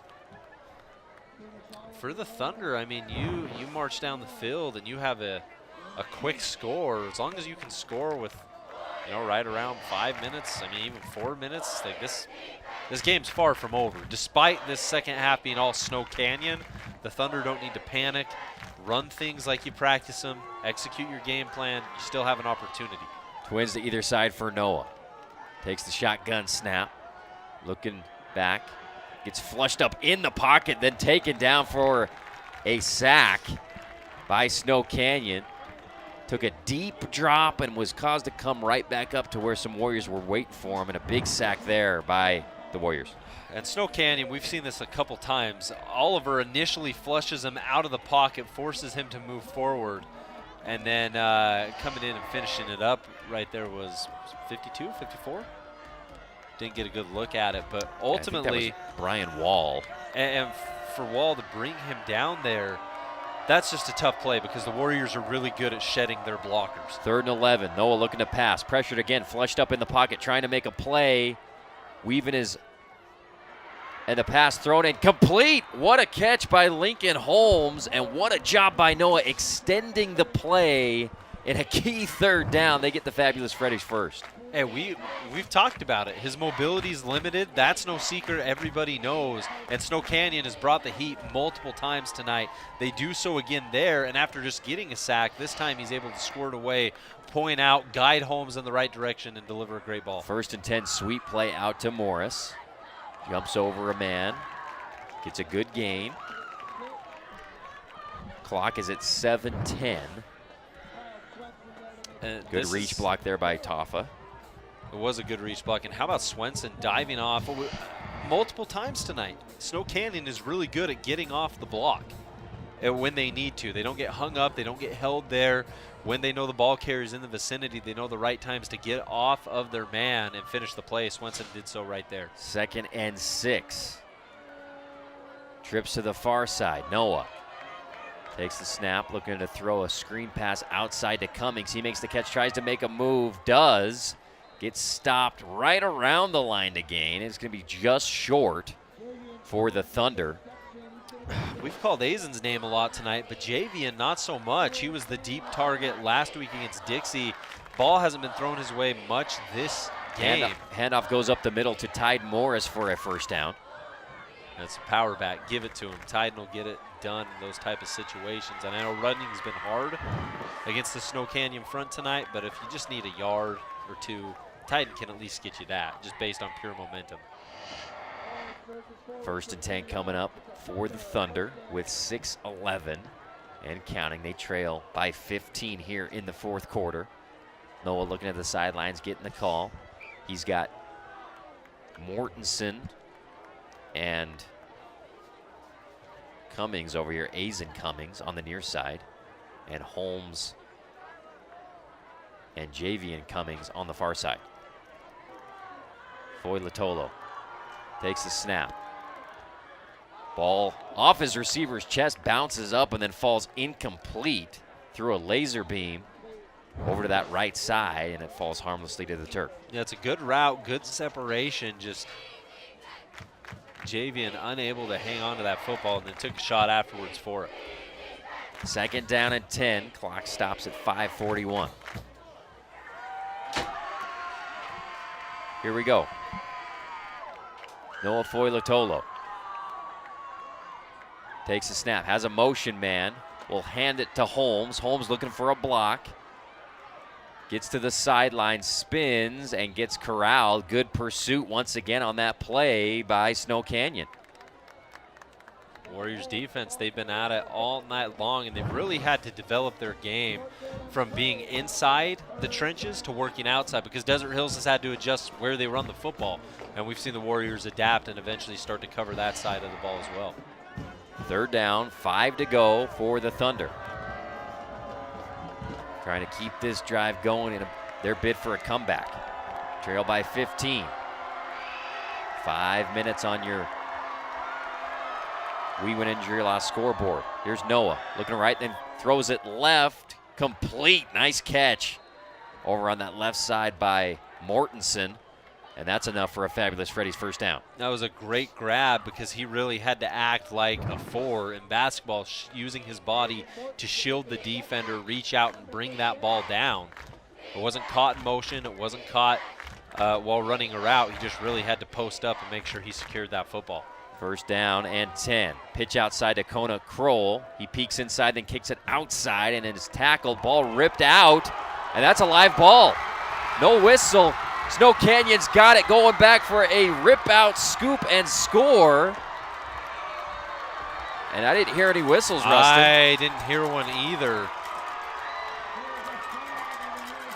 I mean, that's what do we got going on here? I don't know if there's a flag down I see on a the flag turf, down on there is this a flag. sideline. Okay, there is a flag. By the Snow Canyon sideline right around the 30. At the 30-yard line, and we'll see what the call is. That ball was just straight up shredded out of the hands. Ball hawking play as the refs will consult at the goal line. Snow Canyon has been so good tonight defensively. And we'll see the call of the game coming up here with 4:18 on the clock. This is definitely a big call. Unbelievable. I know it's the obvious thing to say, but clearly, you know, 42-35 or 42-20. There's no coming back from that for Desert Hills, especially with the time on the clock. And the flag was away from the play. Yeah. That's the interesting thing is Kona was on the right sideline, ball ripped away on that sideline. Like there was, I didn't look at that part of the field one time that entire play because there was no reason to. Yeah. Obviously the officials though, seeing something else there. And we're gonna, looks like we'll get a call here from the white hat. Warriors fans putting hands up. They want touchdown. Official walks out to the 20. Thanks for being with us. As soon as we get the call, we'll tell you what's going on here for our radio audience. It's a 15-point game as it stands now. Desert Hills was driving, and we'll see if they get to continue doing that or if Snow Canyon will get credit for the rip out and the touchdown. And what the heck this flag is, it's sitting at the 35-yard line of Snow Canyon.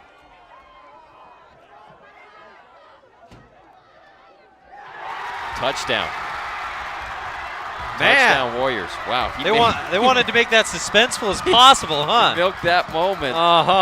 The Thunder with the rip out, scoop it up, and score it. And that'll put it at 41-20, PAT pending for the home team. Well, now that we know the result of the play, let's get another look at it right here. Kona thought about cutting inside, instead bounces back out. Jones comes in. Kona is going to the ground. Swenson rips it loose. It's the right call. And then it's off to the races for Snow Canyon. Who was that on the return? Trying to get a number on the touchdown was here. That, it's Warner. Who else? Will Warner. Kick is up and good. And Kona was sitting on the defender. Yeah, he was not down yet. Yep. He was on top of the body. He had not touched the turf. Swenson gets in, rips it loose. Amazing. Will Warner's the one who recovers. Well, doesn't even recover. He's just the one who ends up with the football, goes the other direction. And what a game for Will Warner. How about catching a touchdown, running back for a touchdown? Swenson's been great on the edge all night long. And that play right there encapsulates basically this Snow Canyon victory. It's been defense, it's been hard-nosed play, and those two guys, those are two good guys to really almost seal the deal right now. And for Desert Hills, you're driving a little bit. How awesome has Kona Kroll been all game?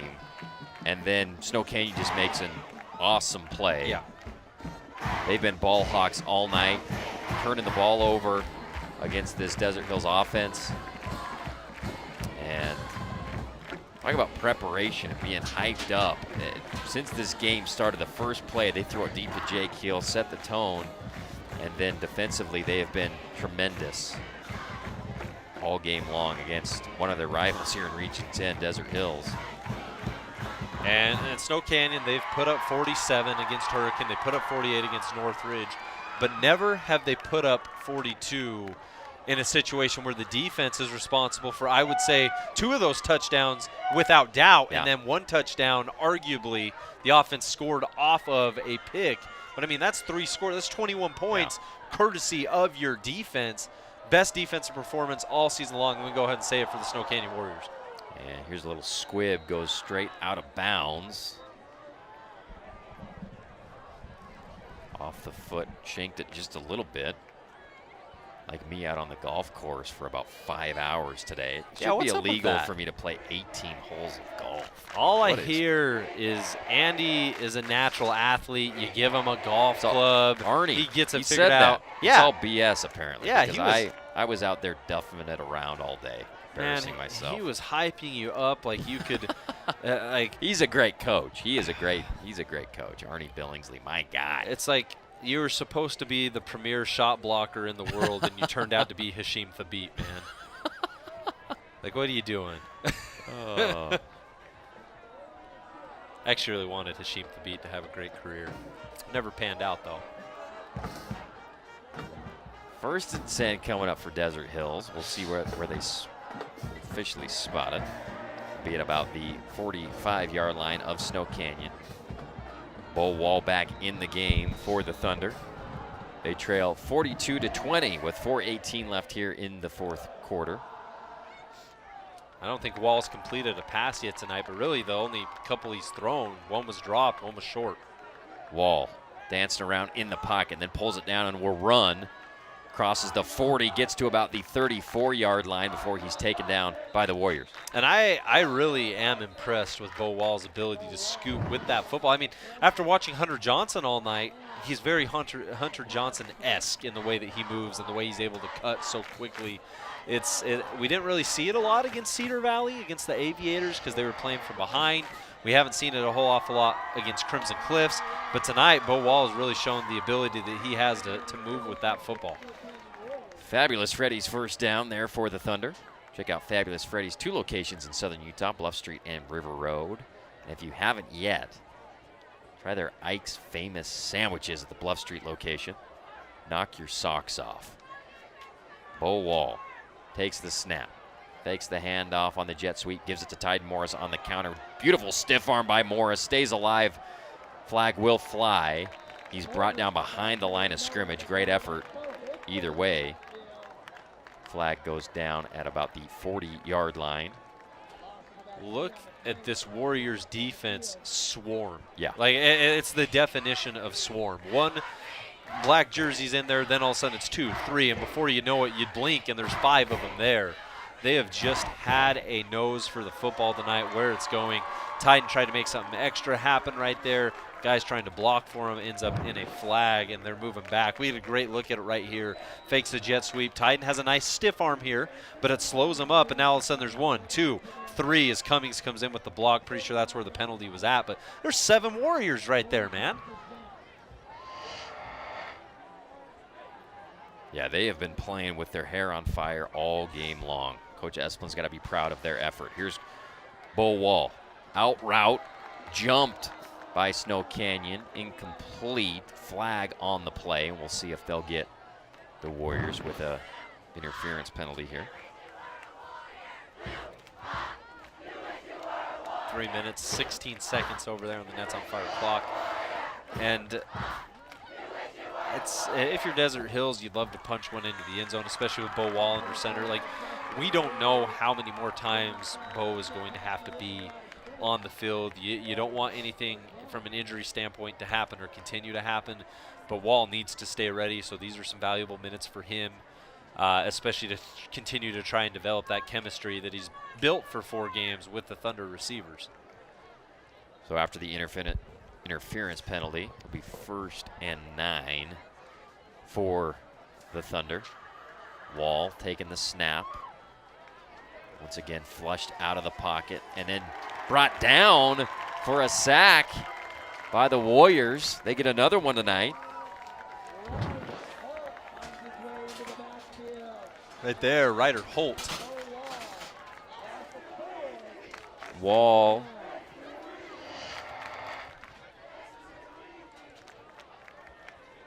The 39-yard line. Yeah, Ryder Holt did a great job last game in particular, was one of the leading tacklers that night. And then, of course, getting it done right there as he pursues Wall from behind. And ball complete out to Taven Morris. He gets past the 30, the 25, the 20, lowers his shoulder. And he is playing so tough. We're just used to Taven Morris, how he runs the ball. That time after a catch, gets a 1st down for Desert Hills. Well, 6 games this year, AT. Taven Morris has rushed for 100-plus yards in 4 of those 6. That's a pretty high percentage, and he does it on pretty much any given night when given the opportunity to do so. 1st and 10 from the 18-yard line. Desert Hills trying to punch it in. Gives it to Morris on a sweep. Nice blocks on the edge. He stays on his feet. Gets another 1st down. Late flag comes after the tackle. Another awesome run by Taven. Did he just level his own guy? It looked like he lowered the shoulder, knocked his own guy down there. It's the type of runner he is if that's the case. Not afraid of any type of contact. So far, Taven Morris has eclipsed that 100-yard mark tonight, 111 yards for number 1.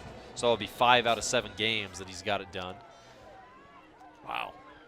We get a great look at the replay right there of Taven Morris and his ability to run. Lincoln Holmes was the guy trying to block for him that ended up on the turf.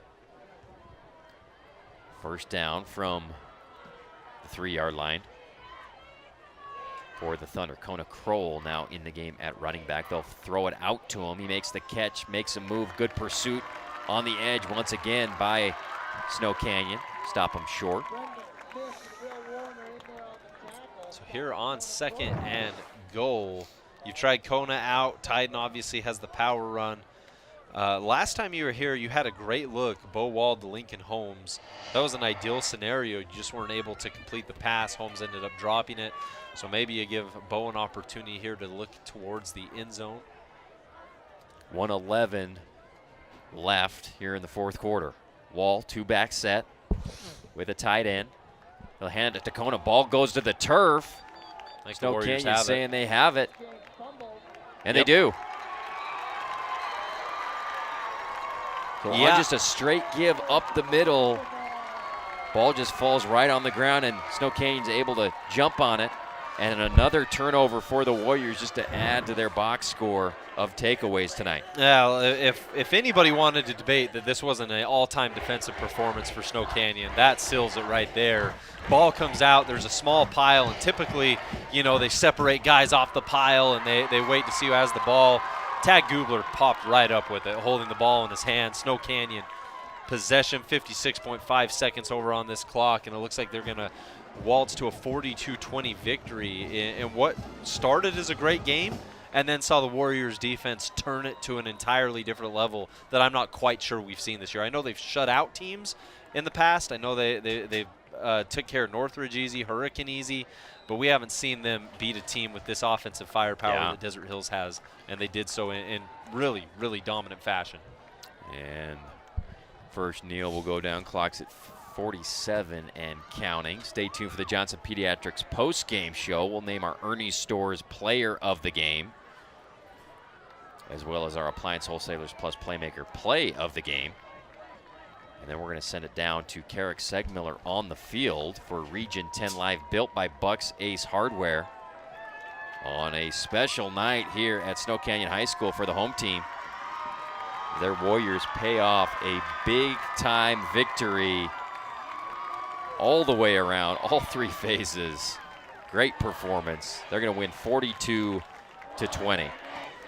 We're going to take a 1-minute break. We'll be back to name our Ernie Stores Player of the Game right here on ESPN 97.7. 1-minute break. Back with that after this.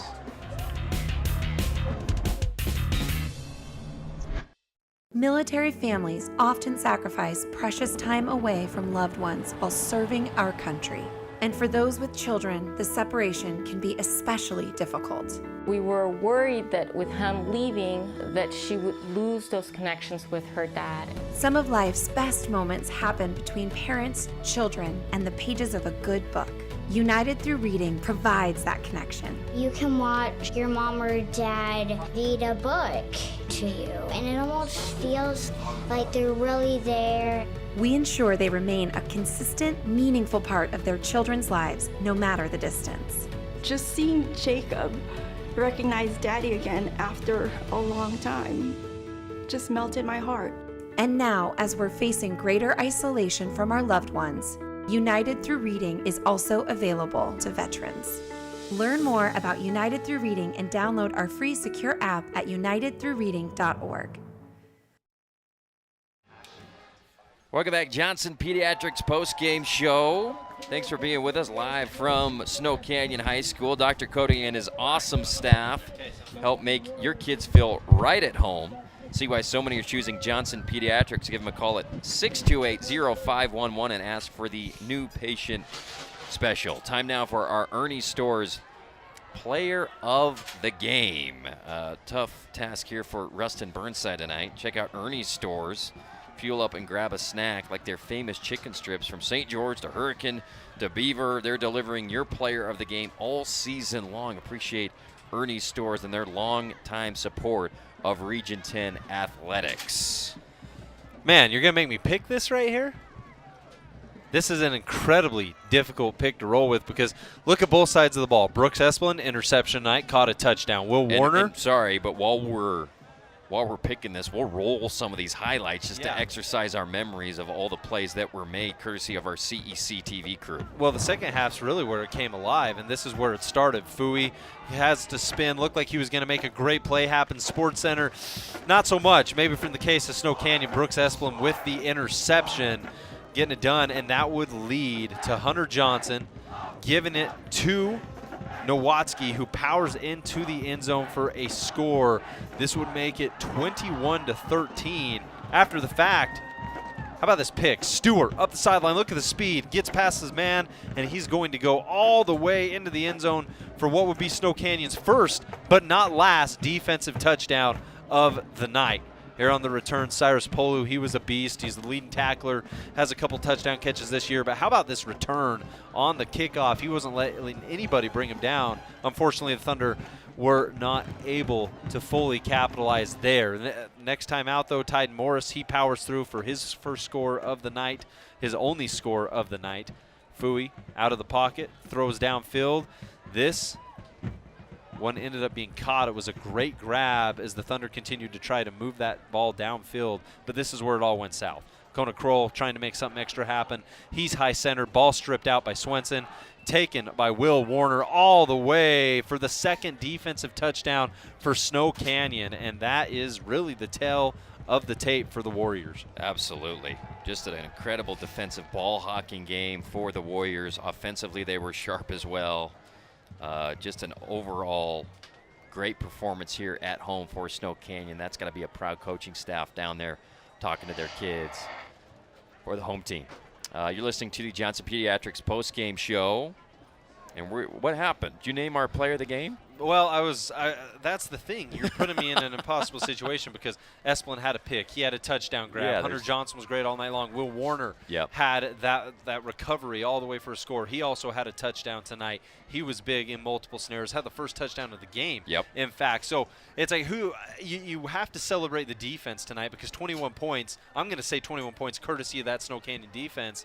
You have to give them credit some way, somehow. So I want to pick somebody who defensively had an impact but also got it done offensively tonight because they were great. And that leads me to guys like Will Warner, and that leads me to guys like Brooks Esplin who were solid throughout the night. But I really think all things said and done, how about the recovery and the turnaround for Esplin? He was the guy who Taven Mortensen beat for Desert Hill's first score. They targeted him multiple times after that. He never allowed anything to get going, really turned the corner, ended up catching a touchdown, ended up with an interception.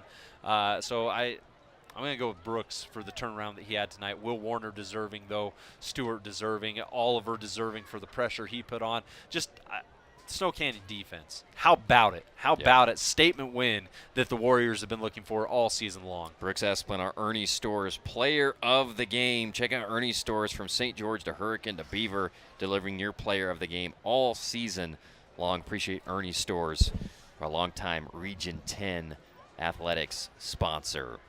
We're going to take we're going to say goodnight to our – no, we're not. Sorry, false alarm. We're going to keep it right here just for a minute longer and name our Appliance Wholesalers Plus Playmaker Play of the Game. Brought to you by the experts, the Appliance Wholesalers Plus Playmakers in Southern Utah. Buy direct and save at AWP, the #1 playmakers in the appliance business, open to the public and across the freeway from the Bloomington Walmart. And then we'll take a break. I think we got to go easily with the play that sealed the deal, right? Desert Hill's able to score off that Tyden Morris scamper. As fantastic as that was for the Thunder, it made it a 35-20 game. They might have another opportunity. The Thunder are driving downfield, trying to make it 35-27 or a one-possession game, and the ball gets ripped out by Mikhail Swenson. Warner ends up with the football, never touched the ground, just popped in the air. Warner snags it, goes the other direction, makes it 42-20, and that's where we say goodnight because that was the final nail in the coffin. And, I mean, the plays leading up to that were great. The Esplin touchdown grab was fantastic. You had all those moments there, the Nowatzki score, but ultimately that was the play that did in the Thunder and secured the victory for Snow Canyon. All right, that's Rustin Burnside. I'm Andy Thompson. Thanks so much for being with us for the Johnson Pediatrics postgame show. 42-20. Snow Canyon gets the lead. Appreciate CEC TV for the excellent coverage tonight, replays, and all of the highlights. Stay tuned next week for the Region Rush coming your way on Tuesday. But still, we're not close to being done. We got Region 10 live, built by Bucks Ace Hardware, live from Snow Canyon High School. We're going to take a 5-minute break, and we'll be back with that. Good night to our TV audience. Tune in to ESPN 97.7 FM for Region 10 Live. We'll give you a recap of all the games in Region 10 from tonight. Thanks, everybody.